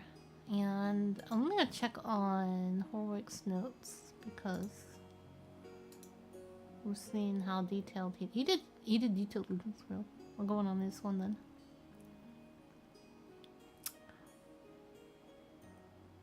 So the first half of the chapter focuses on Cassius and Regius' plot to use the ruby pendant against Castle. Regis is volunteered to be Brian Chandler's emissary and leave the cities to confront Castle. Regis is not happy about this, but No, he was not happy about this at all. but they basically had no other choice. They kind of had no other cards to pull, but bank on Regis's. They weren't really sure that he could convince people because he never really like showed him the gem that he has, and he never really told about it. So they kind of hinted that he could convince people to do things, but he didn't really show it. So they were banking that was real, and he didn't have any other choice but to basically be he be the spokesperson for the 10 towns. With the rubies magic, he's managed to pique Castle's interest and consequently whisk away to the inside of the crystal tower. So he could actually convince Castle on bringing him into the tower with him. It seemed like it did work on Castle. Elsewhere, Dritz regains consciousness after his confrontation with Arutu, because he got knocked out from that battle. He remembers that Arutu told him about the concealed door to the crystal's tower.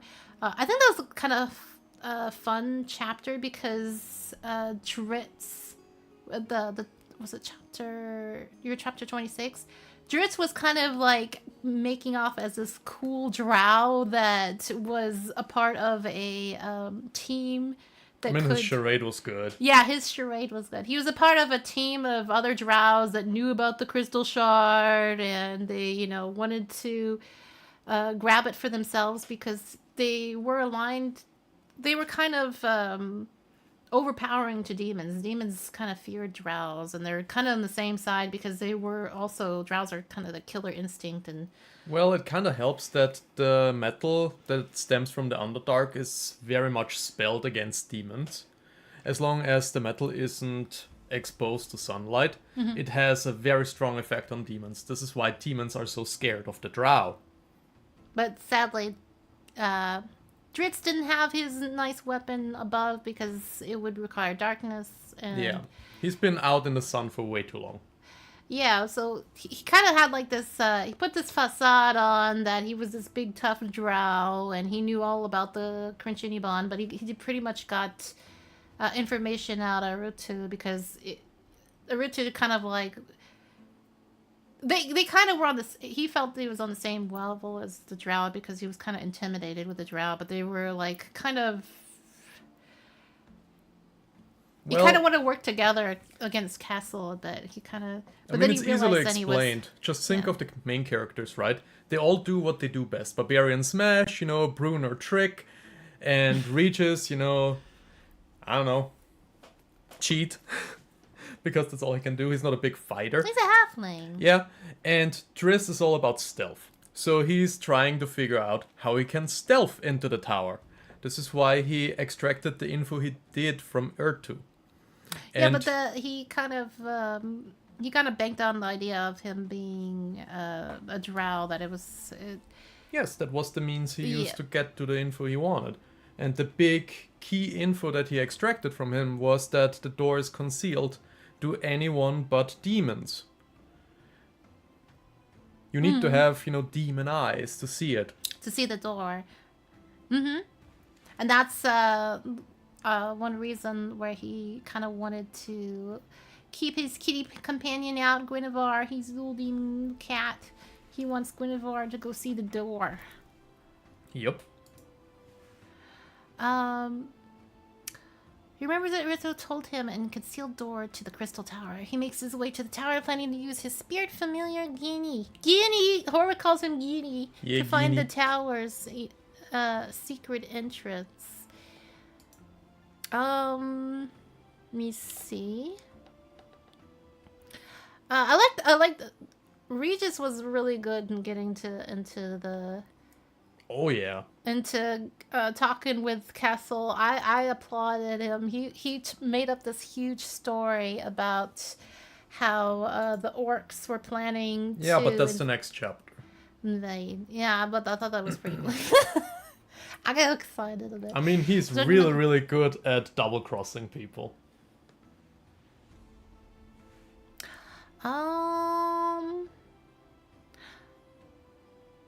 Yeah, okay. That is, and this is, yeah, 28. This is Ulrich's. Yeah. Well, the chapter's called A Lie Within a Lie, and it continues where Regis was spirited away into the tower. The wards of the Crystal Tower make Regis lose his grip on Kessel's mind. The ruby's power is not strong enough to contend with the tower.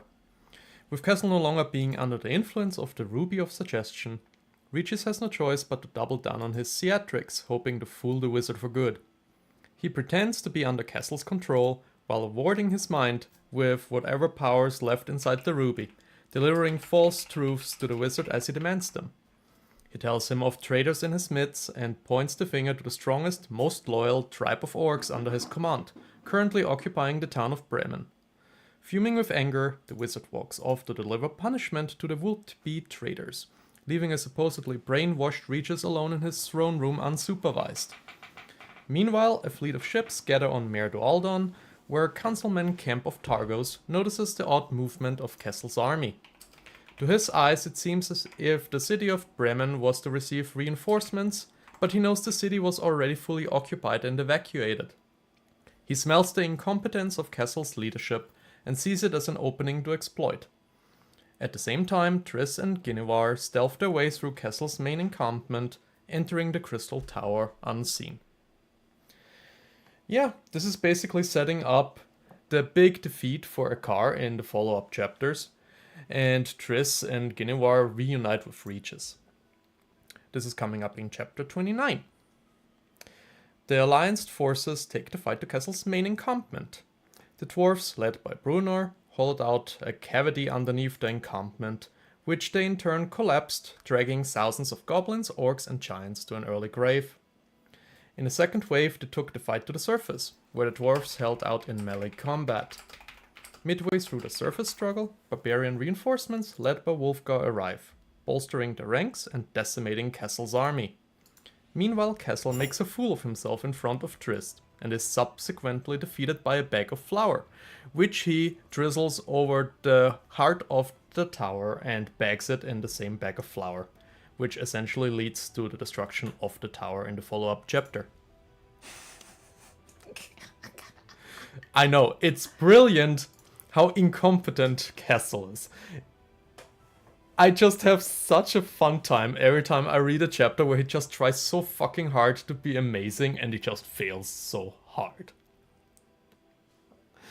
Alright, with the next chapter. The Crystal Tower is now crumbling, and we see the daring escape of Regis and Guinevere, followed by Triss being whisked away into the snow-covered mountain range overseeing 10 towns. Basically at this point, Kessel is panicking.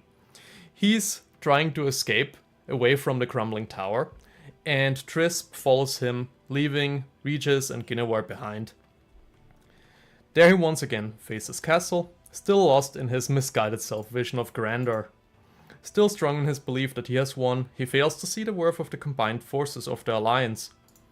In another show of power, hoping to stem his own insecurity, he ends up melting the snow around him, realizing too late that this very same act would spell doom for him.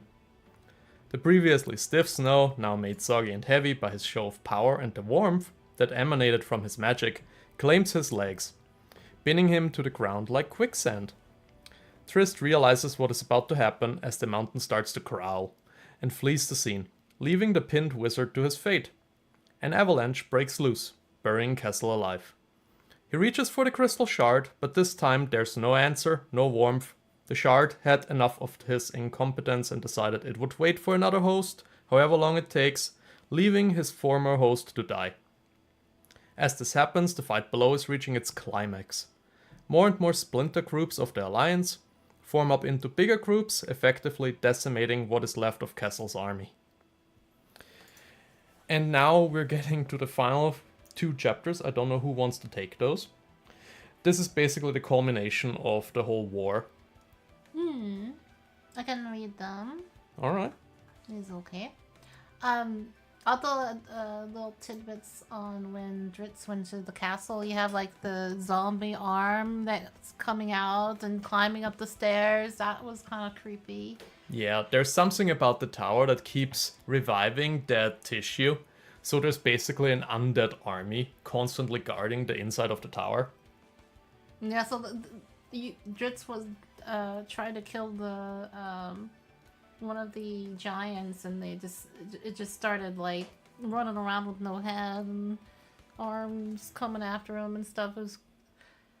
It was getting creepy. But there was some really cool little tidbits that his drow only knowledge figured out a little puzzle with the mirror that he saw in the actual Crinchinibon Tower. He saw the mirror to get to castle, and there was a little puzzle to figure out how to get through the mirror, because it looked just like a standard mirror, but you could actually go through it. And there was a little puzzle for his knowledge that you could open it up about another demon. Exactly, the unseen demon.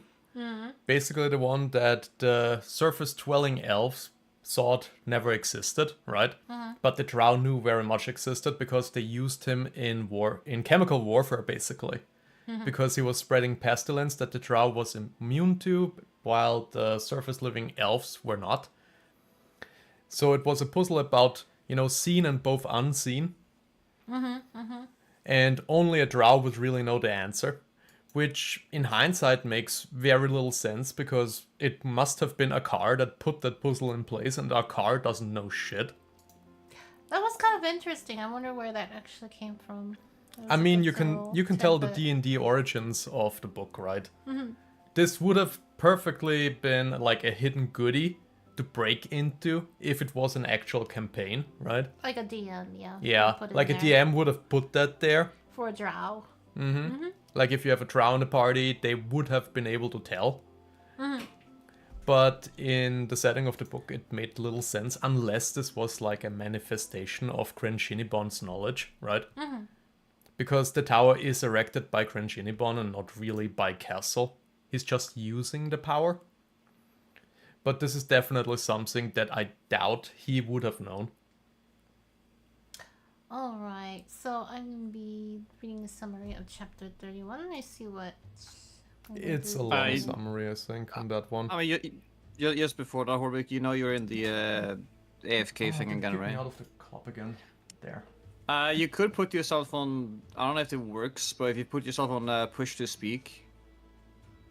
push to talk? That might be a good idea. It kicks me out every 30 minutes or so, it's fine. It's because he's not using the mouse on the computer, probably. Yeah, maybe, yeah.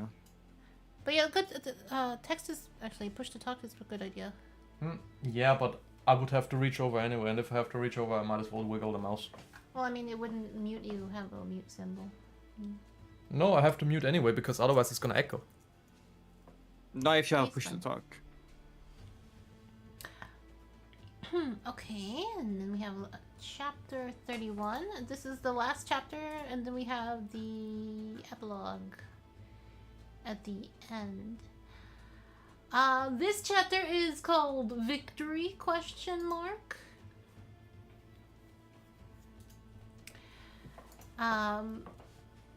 So the United Force of... Let me see. Did you actually... Oh, you do too. It's a long one. Yeah, okay.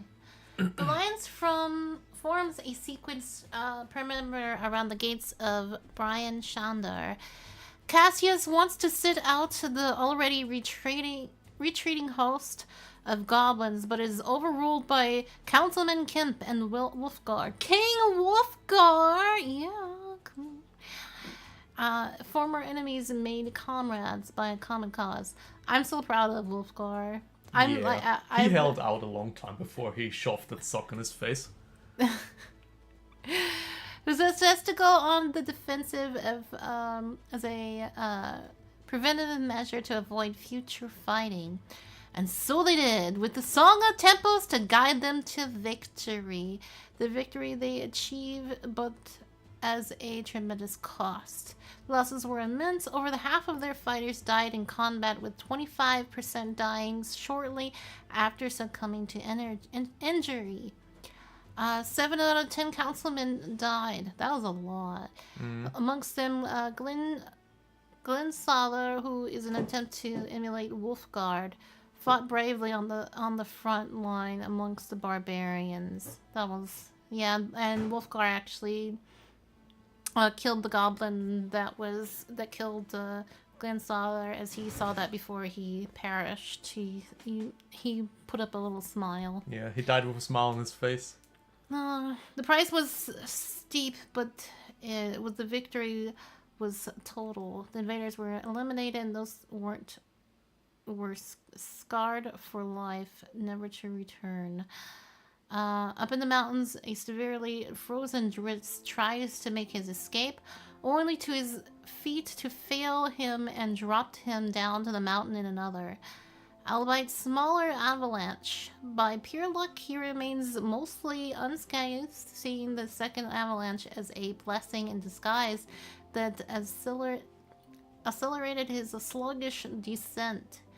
There, at the foot of the mountain, he continues his search for Regis and Guinea.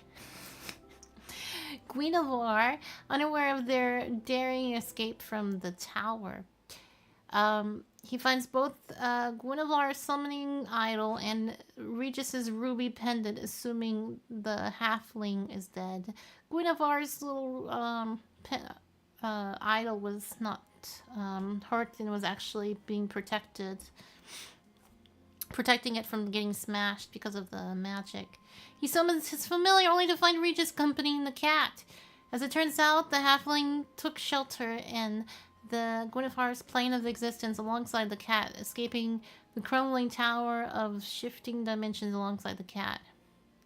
The funny thing is, though, he was like about he came back eating food. Yeah, he was trying to eat food, and Dritz basically summoned Guinevere, and Regis popped out of nowhere, and he was about to eat something good. He was so sad. He was like stuck in the eating motion, and the food was gone. He's like, "Aww." Goodbye, food. He's like, he made me something delicious to eat. Guinevere. All right. Okay. Where we leave off?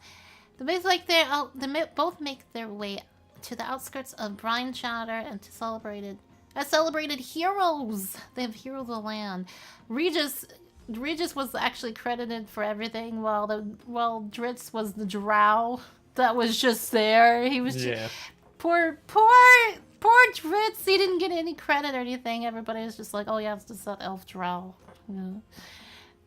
Not by smashing the crystal tower or helping along with the demon. He just didn't get any credit at all. And Regis kind of like rolled his eyes at everybody, kind of like, all right, I'll just go along with it. He always stumbles into success. You did notice that, right? Mm-hmm. And Dritz is like the opposite. He's like successful, but he's always hated. Nobody sees his accomplishments at all. Okay. There, Dritz inquires about his friend Brunar, and is guided to a makeshift tent housing the dying elf. Yeah, they got summoned by one of Brunar's dwarven friends, and they said, "Oh no, Brunar's sick. Brunar is really sick. We need to talk to Dritz. We need you to talk to Brunar." Standing by his bedside are Canterbury and Wolfgar, both lost in grief for their father figure.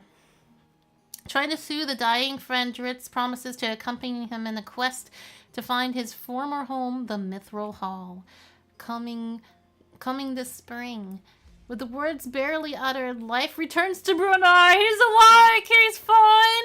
He just wanted Dritz to promise that he was gonna get, he was gonna go to the Mithril Hall. As he drops all pretense and jumps out of bed. Woo! He just takes off his bandages and everything. He's just like, I'm fine. I just wanted you to promise we're gonna go to the Mithril Hall, Dritz.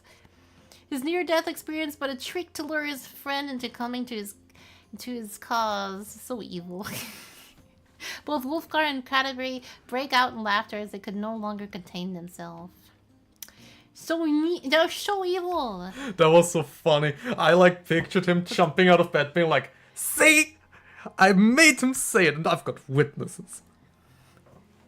Takes off full body cast. I don't think he did the full body cast. He said that he took off bandages. That would have been funny. Gaslighting yourself into health. Yeah.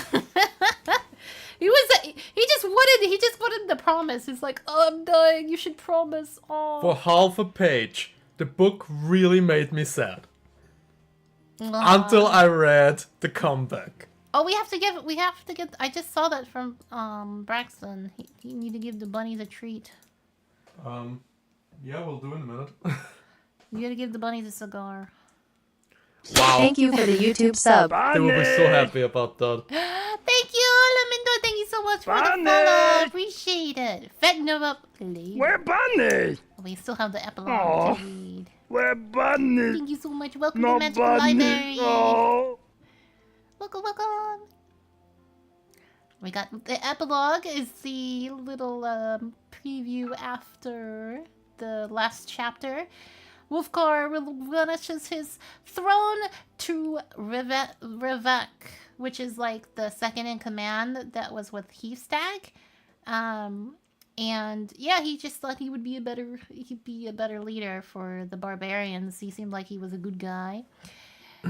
His advisor and joins Dritz and Brunar on their adventure to find Mithril. I think Wolfgar just wanted that adventure, and he just wanted that time where he can go on an adventure and, be with Dritz and Papa Brunar before he has to settle down as a king, I think. No, I don't think that at all. I actually think he's not the king type at all. Do you remember the parts of the books where he was holding back so fucking hard? Do not smash Camp's face in. Well, yeah, that's true, but he's also he could learn over time that he could be patient. Sure he could, but I don't think he wants to. Wolfgar smash. Regis, who found fame for his achievements in battle, is crowned the first citizen. He's given a little title and given Cassius Manor as a reward. Yeah, he got his house for defeating a car castle. He thought he struck it big, but he quickly grounded when he realized that fame comes at a cost. The news about Regis reached Pasha Pook, the one who had the magical ruby thing that he stole, who was quick to send his best assassin after the halfling. Struck by fear, Regis joins the troop on their journey to the Mithril Hall. Yay, guys, I'm coming with you. I love that one. Wait for me. He's like, oh yeah, I'm gonna send you guys off. Here's a good meal here at my at Cassius's house. And then he's like, bye guys, and then he starts coming, running at the end, going, Yeah, it's hey, so I'm funny. coming They're with already you. out on the tundra and he's coming running. He's like, take me with you. Hoping to escape Pasha Pook's revenge. Yeah, that was amazing. The assassin was coming. This is so good, by the way, once you start the next book. I'm here because I really like the episode of the book club. Oh, I'm glad you like it! I'm really happy you guys enjoy it. Alright. Do you guys have any commentary? Would you like Dawn, Ken, Yay, Corwick on the book, and are you guys excited? The next book, to read the next book. I think I'm gonna go last because I'm like a quarter through it already. Yeah. I mean, I'm excited. Like, I read a bit slow close to the end, but that's because like I was like really busy, like more than usual. And I haven't like, to be honest, I haven't fully like gotten to the very end, but I've gotten further than I thought I would.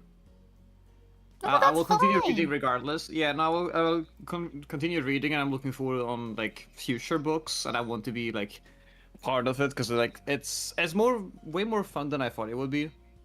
Yeah, it's really fun, especially like I say, it's a good workout for your brain, but it kind of gets your imagination going and trying to figure out the different puzzles in the book and kind of different, the different character styles as well, which is really cool. I really enjoy that, and I'm happy you're enjoying it, Ben. That makes me really happy.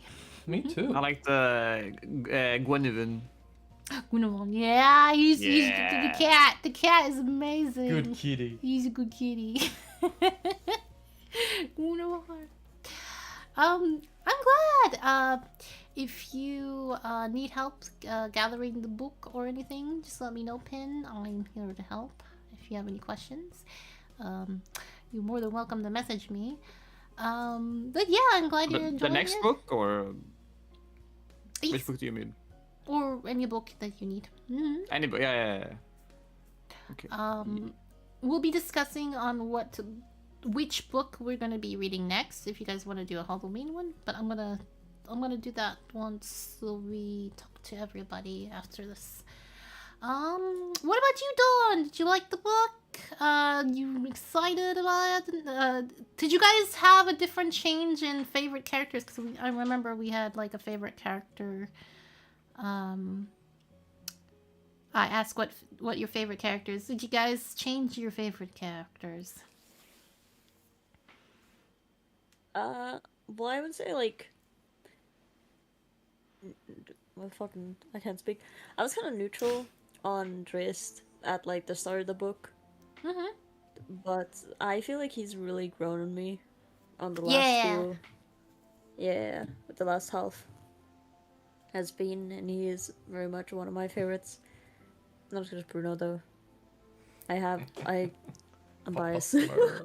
Papa's birth. And I can say I don't dislike Wolfgar anymore. Shocking. It was almost like, wait. I was surprised how everybody didn't like Wolfgar.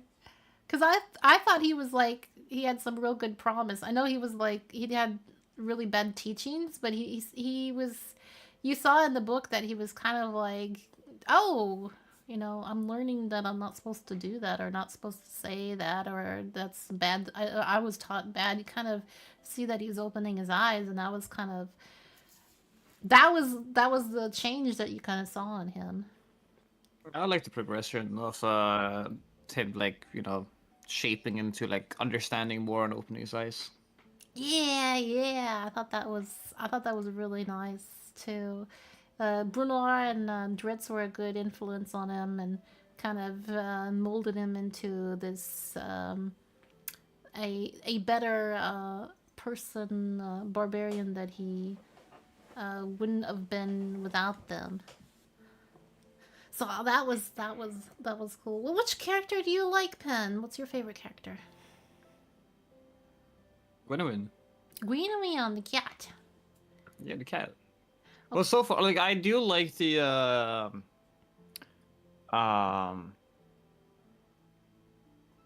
wow, how do I pronounce it? Like Drizzt? Dritz, yeah. Yeah.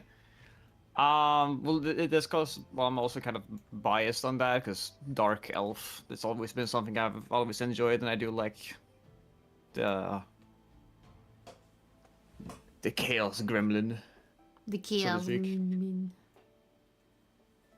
Chaos Grim. And he is very aggressive. I don't know, like there's just something with it that I like, I guess. Yeah, I think he's a really fun character. I like that he's really good at kind of figuring out puzzles and trying to protect everybody in his own way, and still he doesn't really care about social status or anything. And I think that's like it's noble of him. He's trying to get away from his drow, like, what do you call it, stereotypes that people put away from him, but he's not like directly challenging it from people. It's more he's challenging himself and bettering himself, like he's making up for all the death that he created. You'll be happy to know that there's a prequel for Dritz, you guys, that you can see his story where he was underground. So I think you guys are gonna like that. Yeah, where you can see him on the ground. We're gonna teach me a funny Jamaican word. What? Funny Jamaican word. Amakama. Amakama? Yeah. Is that Jamaican? Nice. I don't know. Sorry. There is one thing. There is one thing with at least my text-to-speech thing. I don't know if it was just the text-to-speech thing, but it felt very jumpy. At least at the first third of the book, as far as I could tell. And then it starts to like kind of like slow down and like, I don't know, like thread. It gets a lot slower and it's easier to like understand later in the book, but at the start it's like, yeah, I got lost a few times. I don't know what it was. I love to see if they actually have some audiobooks for any of the Dritz series, because I mean, if that's interest for you to maybe do both, maybe read a little bit, and then when you can't read, you can do an audio book, you know, kind of mix it, match it a little bit. Yeah, I'll try and mix and match it, but it could also be, I mean, it doesn't really help that I'm reading at like 2 a.m. It could also be a side effect. That's true. What helps is reading one chapter a day. If you do one chapter a day, you'll get done pretty fast. Yeah. Or if you just like binging it or something, you can also do that and just get your noms on, you know, get cozy in bed or cozy in a chair with a blanket and get some hot cocoa and stuff, and, you know, have a reading session. That's also... Yeah, as soon as I come home from the baptism thing that I was on today, I read like 40 pages, I think. So and that was when I realized, like, I should perhaps read a few chapters back to understand where I was. Yeah. It's good to a little revisit. It's also good to take notes. Taking notes are really helpful for memorization. So if you get if you have a nice little book, and then you Oh yeah, no, I do have some notes. Oh, okay, nice. Yeah. Yeah, that's really helpful for remembering things, because they just kind of sometimes like throw so much information. So you have, you know, a different race information and different people, and you kind of have to like kind of track it in your head. But yeah, I can definitely get better at taking notes, because it's like very in the moment. I'm like, oh, I understand what I mean when I write this, and then I read it afterwards. I'm like, what did I mean by this? Gotcha. So it's fun, because I like that you can do the notes. I need to take notes. This time I haven't gotten to take notes because I've been busy. I think it's still a busy time for everybody. So I completely understand. This is all about having fun and getting, you know, learning to, you know, enjoy books. So it's all good. Yeah. All right, Nick. Has your character changed? Have you had a change of heart? What's your favorite character? Well, I've changed my mind about Wolfgar too. I'm now only slightly annoyed at him. Oh, slightly. What did he do now? So, I just think the entire change of heart happens way too suddenly, and I just don't believe it. I just don't just think. I just think he's the same inside, deep down. Like, yeah, I don't buy it. No, Really? he's probably alright now, but like, it's so sudden the change that I Sudden? don't actually think the character development he gets is really deserved because he spent 5 years among the dwarves, and that only changed him a little bit, and then like 10 days with Dritz completely Yeah, reshaped that him. makes sense. Yeah. Yeah. Yeah, like, I can see where you're coming from that. My most favorite character is still oh, sorry. Oh no, you're fine, you're fine. Go on. My most favorite character is still Regis. You just gotta like the dude. But I do agree, he's though. I gotten like, I used to not like Regis very much, and then I kind of grew to like him. So I had like an opposite. Like I didn't mind Wolfgar because I saw the development that Wolfgar was going through. So that was like that made me, pause on like kind of judging him too fast. But Regis was kind of like very selfish in the beginning, and just him sacrificing like himself a bit and to like actually save everybody, and you know kind of when you got to see his thoughts in his head that he was concerned and admiring people, that you were like, oh yeah, yeah, I was like, oh, that's nice. He is trying to be helpful. He's not just the too selfish and stuff. He's a bit yeah, selfish, but not. yeah, that was pretty cool. I liked that scene, especially because he got to use the knowledge he gained from his gem for the advantage, but to deceive the mage. Generally speaking, I think Arkar Kessel would have eventually self-imploded. Our heroes weren't. I mean, he probably would have caused a lot of suffering in the way. There's no doubt about that, but he would have eventually self-imploded. So it's kind of weird that he's treated like this.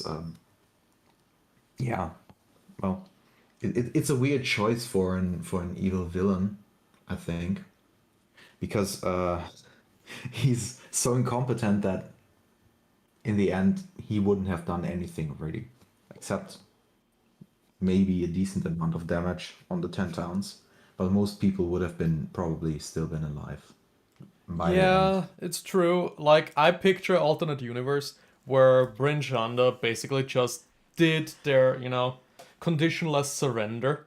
And he would be like, yeah, I'm the leader of everything now. I'm so great, right? And like 2 weeks later, he would have killed himself in a work accident, right? And everything would have been back to normal. Probably. Well, then the demon would have had the Krishinibon, and then things could have gotten actually bad. If Ertu survived the encounter with Triss, then yeah, there could have been a problem. If he didn't, and he basically just got his conditionless surrender after Ertu got defeated, I think nothing would have happened. Yeah. Unless Genshinibon lowered its expectations even lower than a car, because it already went very low with him, and it latched to a random orc or something, I don't know. I think the random orc would have outperformed Arkar Kessel. Yeah, probably. I don't know, Kessel is such a weird villain. Yeah, he kind of is. But he's fun, goofy, Really goofy. Yeah, every time he's on screen, quote quote, I always think, oh, cool, how is he gonna fuck up this time? For sure. He's like the comedy relief in a sitcom. Yeah, I always see this little cartoon figure with Kessel. It's just like just tapping his fingers, like, come on, faster. He's like, you know what I mean? He's just like tapping his feet, you know. The kid that can't sit still. Something make me think of like the bad guys from the bad guy from Care Bears, but he's bald Oh my with a big god. nose. He sits on his tower too. Yeah, to be honest, that's not that far off. I don't think anybody knows. Oh, the what guys was the from Care name of the Bears. villain in the Smurfs? Oh yeah, the Smurf guy kind of looks like him too. Smurf guy could be a car castle, yeah. Gargamel. Yeah, Gargamel! Gargamel. I love Yeah! that guy. Oh my Yeah! god. He could totally... Yeah! There we go, we got him. It's definitely. Yeah, no, I him. definitely see it. I see it. Oh my god. Hold on, I'm putting this on Where is screen. the-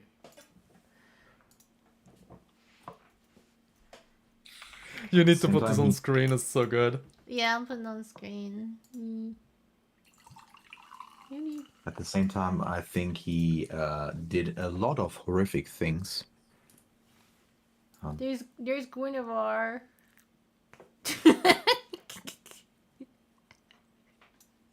There's a car castle, and there's his goblin. You want some?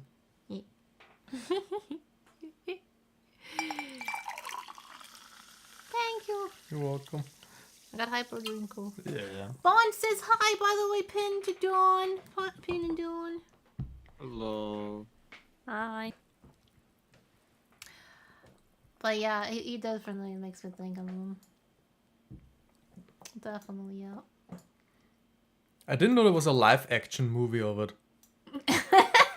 Show the live action version, that's even closer. Is that actually, or is it just the AI? The Smurfs movie, no? Oh, Yeah, no, that's real. Yeah. that's real. That's my childhood right there. Yeah, this is totally the way I picture him. Well, we actually have a picture of the game model of him. Yeah. So we are actually not that far off. Yeah, there you guys go. That's him. That's the Smurfs villain. Perfect. And then there's a car castle. Mm.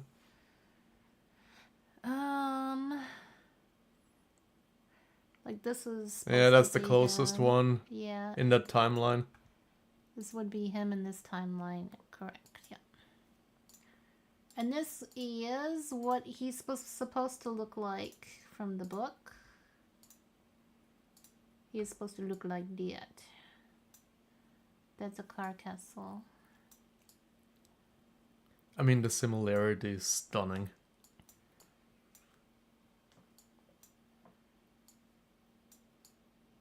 That's what he looked like. That's the cackling guy with all the harem and the crystal tower and Oh no, he's bald. Mm-hmm. his ball. He's a bald Gargamel. I mean, Gargamel is bald. Well, yeah. Oh my but god, yeah, he some starts do. to look like Roger. Yes, he does. Oh my gosh. I love that the picture says slight glow up. This is so good. He looks better later on, I guess. He looks better dead than he did alive. Oh, okay. Ouch. Why does his head look like a toenail? Does his head look like a toenail? It kind of does. I can't unsee it! Now I Stop can't it! unsee it. God damn! Stop! Why? Oh no, you did it. You did it.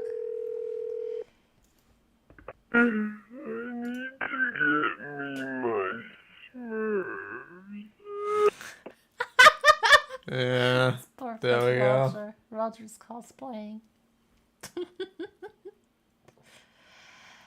The only thing I remember from the Smurf movie is the Gargamel in a metal pitcher. Metal pitcher. What's that? I don't know. I haven't seen the Smurfs in so long. I don't even remember anything. Oh my god. I I grew up know- on this stuff, but it's been... I know more my about God, it's Care been too long. Bears than I do about Smurfs. sadly. See, I'm the opposite. You watched Care Bears growing up, I watched the Smurfs. I watch both. I'm just built different.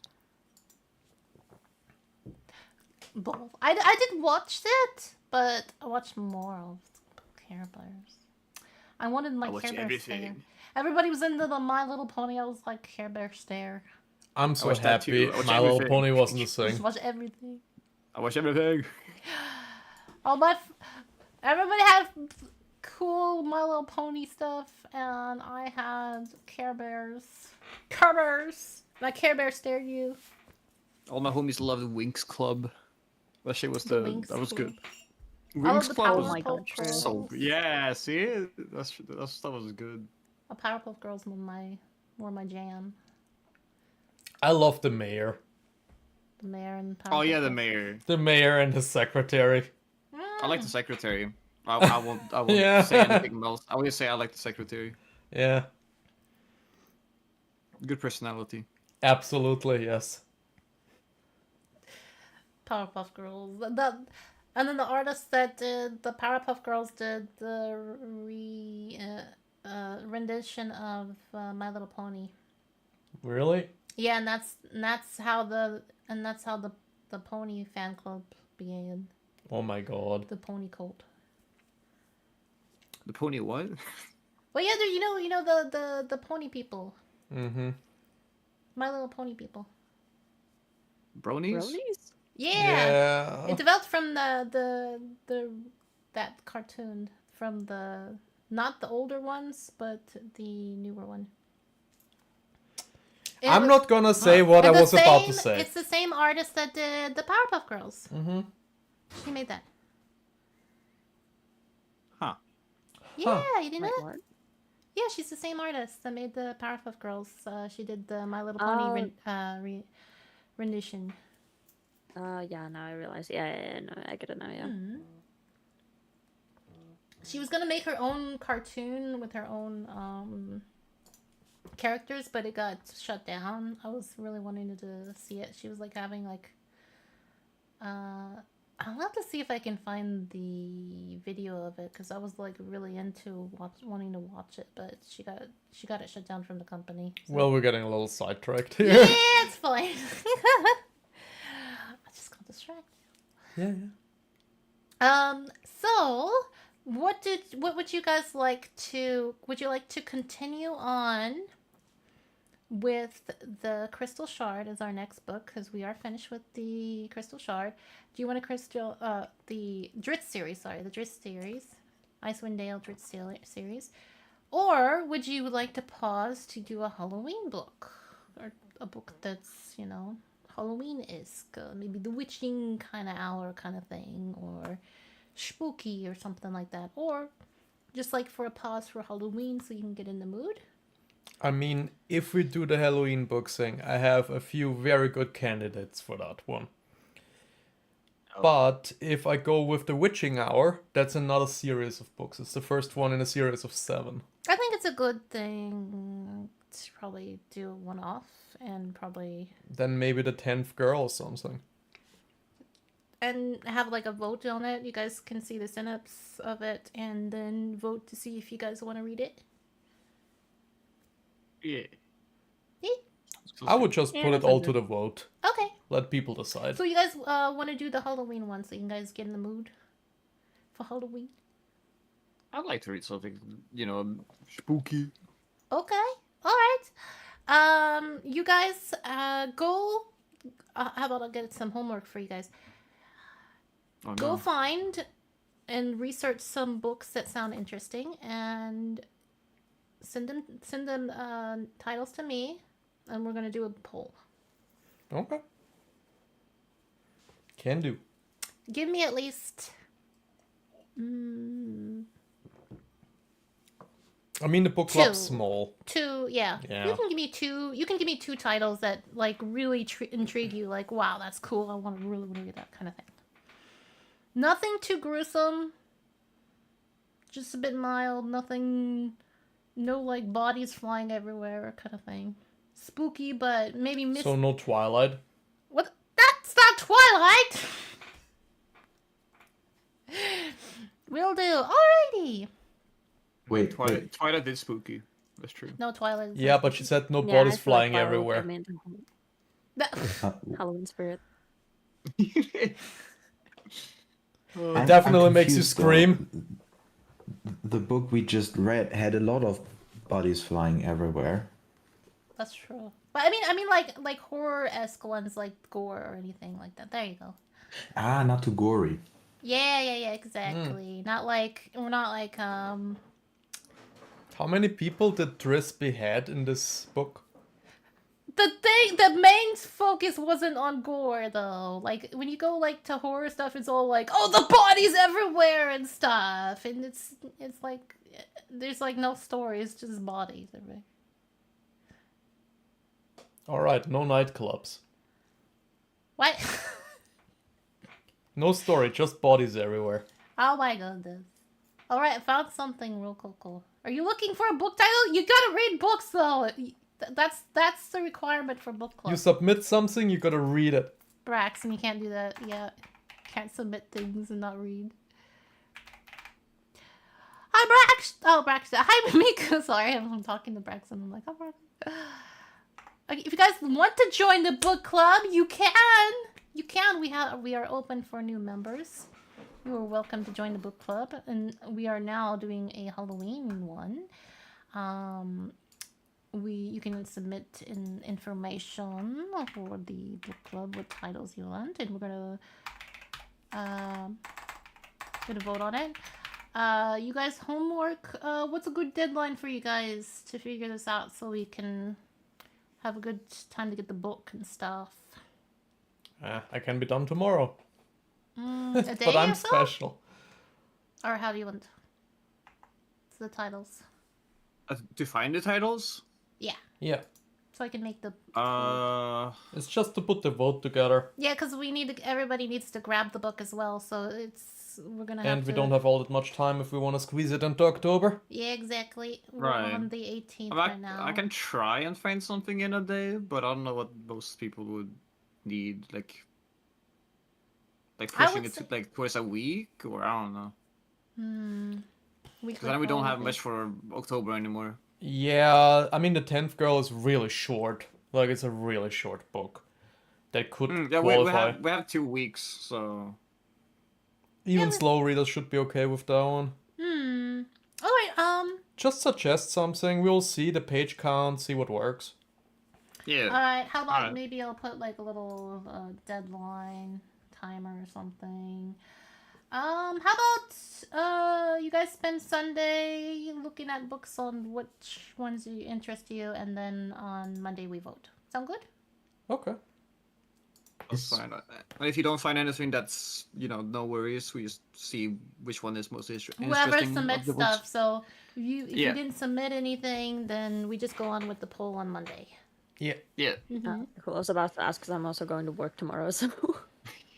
Oh. Okay. Oh, you work on Sunday? I'm so I sorry. don't mind finding anything. I'm fine just voting on whatever other people choose. I don't mind if I don't have to look for a book. Oh no, I don't have to do my homework. So sad.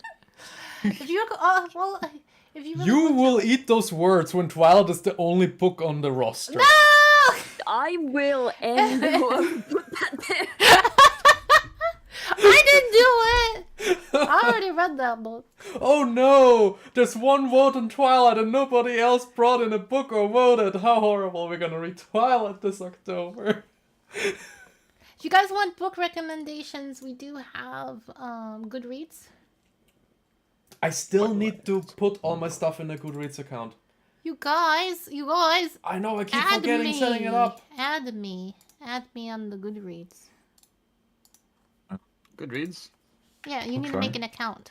Make an account. That's a good idea. Okay, you guys, on Sunday, you guys make an account. And they give you recommendations for books. So go book hunting on Goodreads. What are the buns hunting. doing now? Okay, I'm gonna write this down Twilight. for you guys. No, not Twilight. Dusty page. Not Twilight. God damn it. Homework. Find. How about Find a Halloween, spooky, magical. I don't know. Esque book. Can read it. Oh, I know the perfect book. I know the perfect book. You to read. you can put it down and we vote. And Ignore Miku though. Ignore Miku. Yeah, there we go. Grey's Anatomy. What? Miku. This is the perfect one. I don't know. I don't think I want to read though. Search on Goodreads. Find. I mean, the Necronomicon could be cool. I think. book. We will vote on Monday.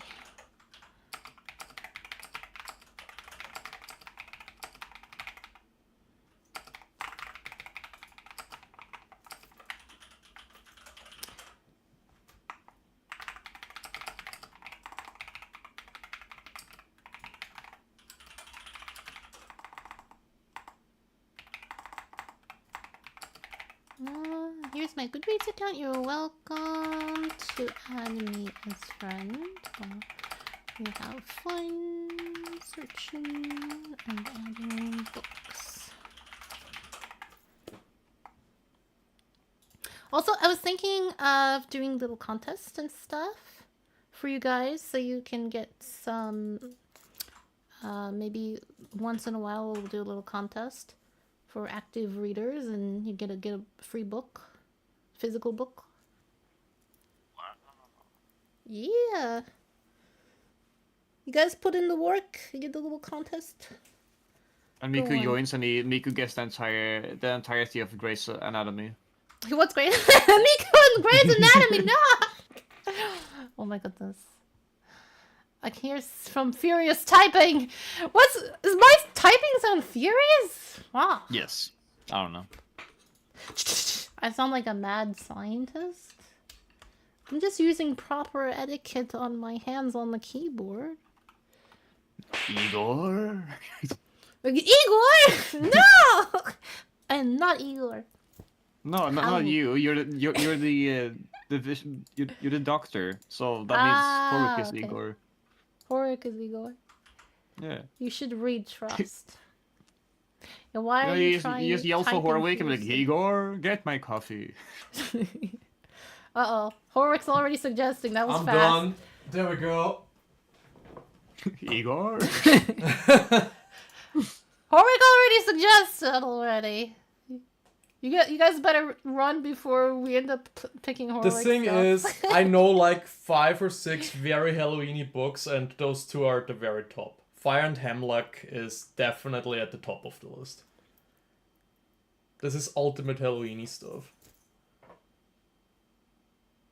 If I had 3 to pick, I would put Witching Week on there as well.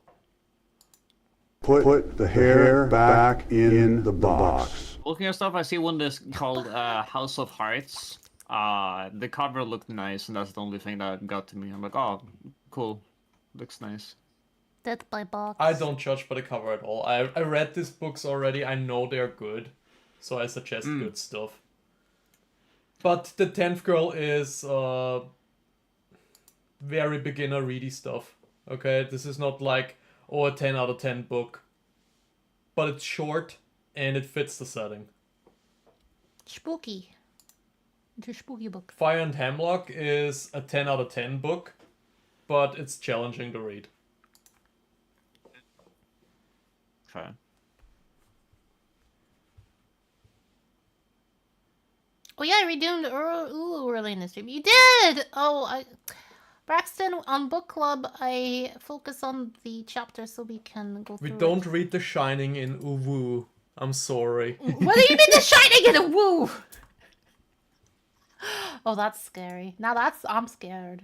Oh. Mm-hmm. There's a fight do between we- Halloweeny and Halloweeny book. The Halloweeny The and books, the Halloweeny. rating of the books, does that matter at all? Like, I don't know the ratings on Goodreads and how accurate they are. I read The 10th Girl, and despite it not being very challenging, I had a good time reading it. The 2.84, yeah, bad reading. Yeah, because the one I'm looking at is like 3 point. Wait, where is it? I've It's read 3 point books that something. had 1-star ratings and they were great, and I've read books that had 5-star ratings and they were horrible. I think it's Oh, perspective. okay. This one is yeah. 3.8 is this one. I don't give much for ratings that I didn't do. Okay. Yeah, I felt like asking before adding. I think anything. actually, the funny thing is Crystal Shard, I think it was rated low, wasn't it? I still had a blast reading it. Oh yeah, I loved Crystal Shard, so... You can have blast reading a 1-star rated book. It's all subjective. Alright, we got another submission for a book from Penn. The House of Hearts. Yeah, The the 10th Girl cover. and I Fire don't know. Lake. Ooh. Alright. Alright, we shall wrap up the book club for this month. We all join every single month. And this is our session for this one. The next time we will be back, we will be reading a spooky book. And we will be setting up what book that we are going to read in Discord. So we will be deciding on that. Make sure you guys get your 2 books in if you're in book club. And you can look on Goodreads. It's a good place to do recommendations. They do good recommendations on there. Usually if you like something, they'll kind of like, it's a kind of a little recommendation rabbit hole. It's really nice. Pin is a prudent reader, as Elemental said. What? A prudent reader. I'm not prudent. Hold on. It's not a bad thing. Here's Johnny. Here's Johnny. What? Here's 20. Oh. See, there you go. You guys, maybe for a sub goal, I will read a book in Uwu for you guys. Oh, don't promise stuff you can't keep. I will do it. I have already... No, seriously, don't promise this. Why not? Because gonna I be will like- have to suffer through it. Horwick suffers through hours and hours of reading in Uwu. Imagine 400 pages of Uwu. Rick has to leave the house. I will have to camp out somewhere. I'm getting haunted. And it's getting cold. Nightmares. Can Pen say Uwu? Dread. No. Dr. Death Rider says no. Refuses to even meow though. Is there no Stephen King books on Goodreads? Is the what? Stephen King. Stephen King. Like Stephen King. yeah. I figured them. It, There would be. The Why? Shining. Like, I tried to search for him and I didn't see any. Yeah, it's right there. Yes, Stephen King, The Shining, It, Misery, 11/22/63. I see, because I'm not signed in. Nope. Appears just fine. Yeah. The Shining, Doctor Sleep. Maybe he spelled the name Maybe. differently. STEN. I E- Oh, yeah, okay, yeah. PHEN. I think I had a H next to a T. Ah, okay, gotcha. Don't dare send the Uwu voice redeem right now. No. Penny. Oh, Carrie. Oh, that could be cool. You got to refund yourself for the. I mean, the Stephen King books are an easy target if you want something scary stuff. Yeah. And here I thought Penn and I were besties. Oh no, Dr. Death Rider. It's just because he wanted me to say that one word. Yeah, he wanted you to say that. Womp womp. Womp womp. That's the wrong Womp word. womp. That's a shy lily. Oh, shy pen. Shy pen. Oh. Oh. Oh, okay, never mind. I didn't think that through. I did not think that through. he heard Horwood go on, and then he was like, "Oh wait a minute! Wait. Brian's over editing." Pin is shy. Elemental say. How things backfire so fast. I would like to take back the last 5 minutes. It is like a level. You know what I have to think of immediately? Remember when we watched Dan's stream the other night? Oh yeah, And he was like, I can be vulnerable. Yeah, Dan's gaming.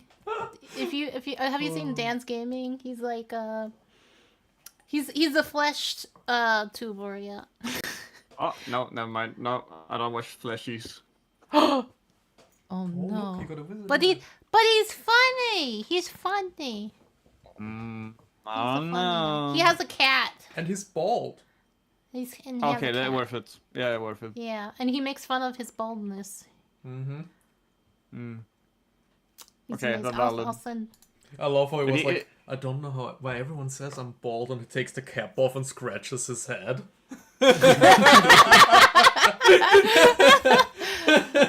I With love like that, those yeah, two he's little amazing. locks of hair on each side.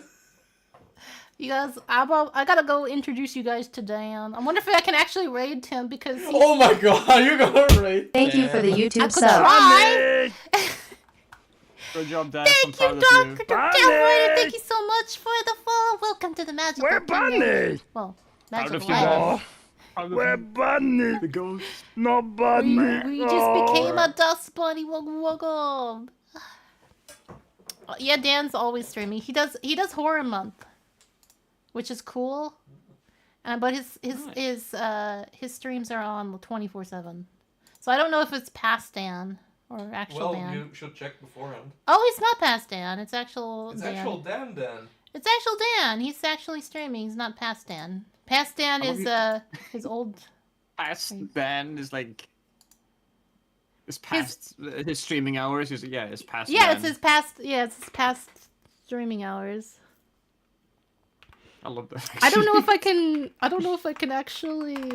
I'm just like rating What big time is streamers. it? What time is it? It's past Dan. Oh, okay. It's okay. I'm just rating somebody with 5,494 people watching them. That's. Yeah. I would never do that. I did. I rated Charlie. Really, Charlie? Yeah, and then I ran away because I got scared. Voice critical Charlie? Yeah, I did. My Oh my. God, I would run too. I did. I ran. They were like, oh, everybody in his chat is like, oh, big raid, and I'm like, oh, you have a big raid, Charlie, and I'm like, no, and then I ran away. Oh no, people look at me. Yeah, I didn't notice. I didn't know that they noticed me. I was like, Perfect. uh-oh, they noticed me. You didn't notice me. Yeah, I don't know. Now I'm getting conscious of rating Dan. I did the Charlie one, and I like had to close the browser. I was like, ah, Run away. run away. Exactly. He didn't say anything though. I think he knew. He kind of like was like, yeah. He's a nice Just guy. imagine. Like... Just imagine he goes close to the camera and be like, "Welcome in, Raiders." No! I've been called out from the shout out. Yep. Yeah. Post You up guys your wa- stream on his stream just to look at who you are. You guys want to raid the Dan? 5,000 people? Let's go! Anxiety! Huge difference. That's a kind of... I'm surprised that usually they have like, you can have a limit of how many people. They can raid Yeah, you can actually put a limit of like viewer wise. yeah, viewer wise. Yeah. Yeah. I don't even know if you can raid down. That's wrong. I'm gonna cancel. Yeah. Yeah, Cool, Dan's commit. gaming raid settings do not allow you to raid at this time. He doesn't do raids, I guess. Well, he doesn't okay. have to. He does 6,000 people at the He's time. got enough. He doesn't have to. Alright, you guys have any suggestions for somebody I can raid? Most of my friends are not streaming. Yeah, I got that as well. We have Lum Kitty. I haven't raided Lum Kitty in a while. That name seemed familiar. This Lum Kitty? It is retro gaming. She does retro gaming. It's a 3D model. Yeah. Alright, you guys. Gonna go raid Lum Kitty. You guys gonna love Lum Kitty. They're playing Void Stranger. Heard that one was really good. Spooky game for Halloween. Spooky. Alright, you guys. I will put a schedule out probably around on Monday for the Halloween stuff. I might stream on Sunday because I have to finish Little Nightmares 3 because, by the way, the game's so glitchy. It's very glitchy. We glitched out and we have to redo a whole chapter. I might be trying to hack the save a bit. I was gonna ask you if it was worth the price because I've seen other people say that it's not. Dawn, I'll talk to you about this in a minute, okay? You can actually play it for free if you have the friend pass thing. Yeah, you can play it for free if you have a friend pass. It's only one They'll use have the to give game. you. Yes. Nice. Yeah. I'll have to show you in a bit. Alright, you guys are gonna go raid the Lum Kitty. Make sure you copy that raid message if you haven't joined Discord. Why haven't you done it? Because we're having parties in here and you're just missing out. And there's a Minecraft server. What the heck? And there's a secret Dawn's Cove on the Minecraft server she doesn't know about. Because I forgot to tell her.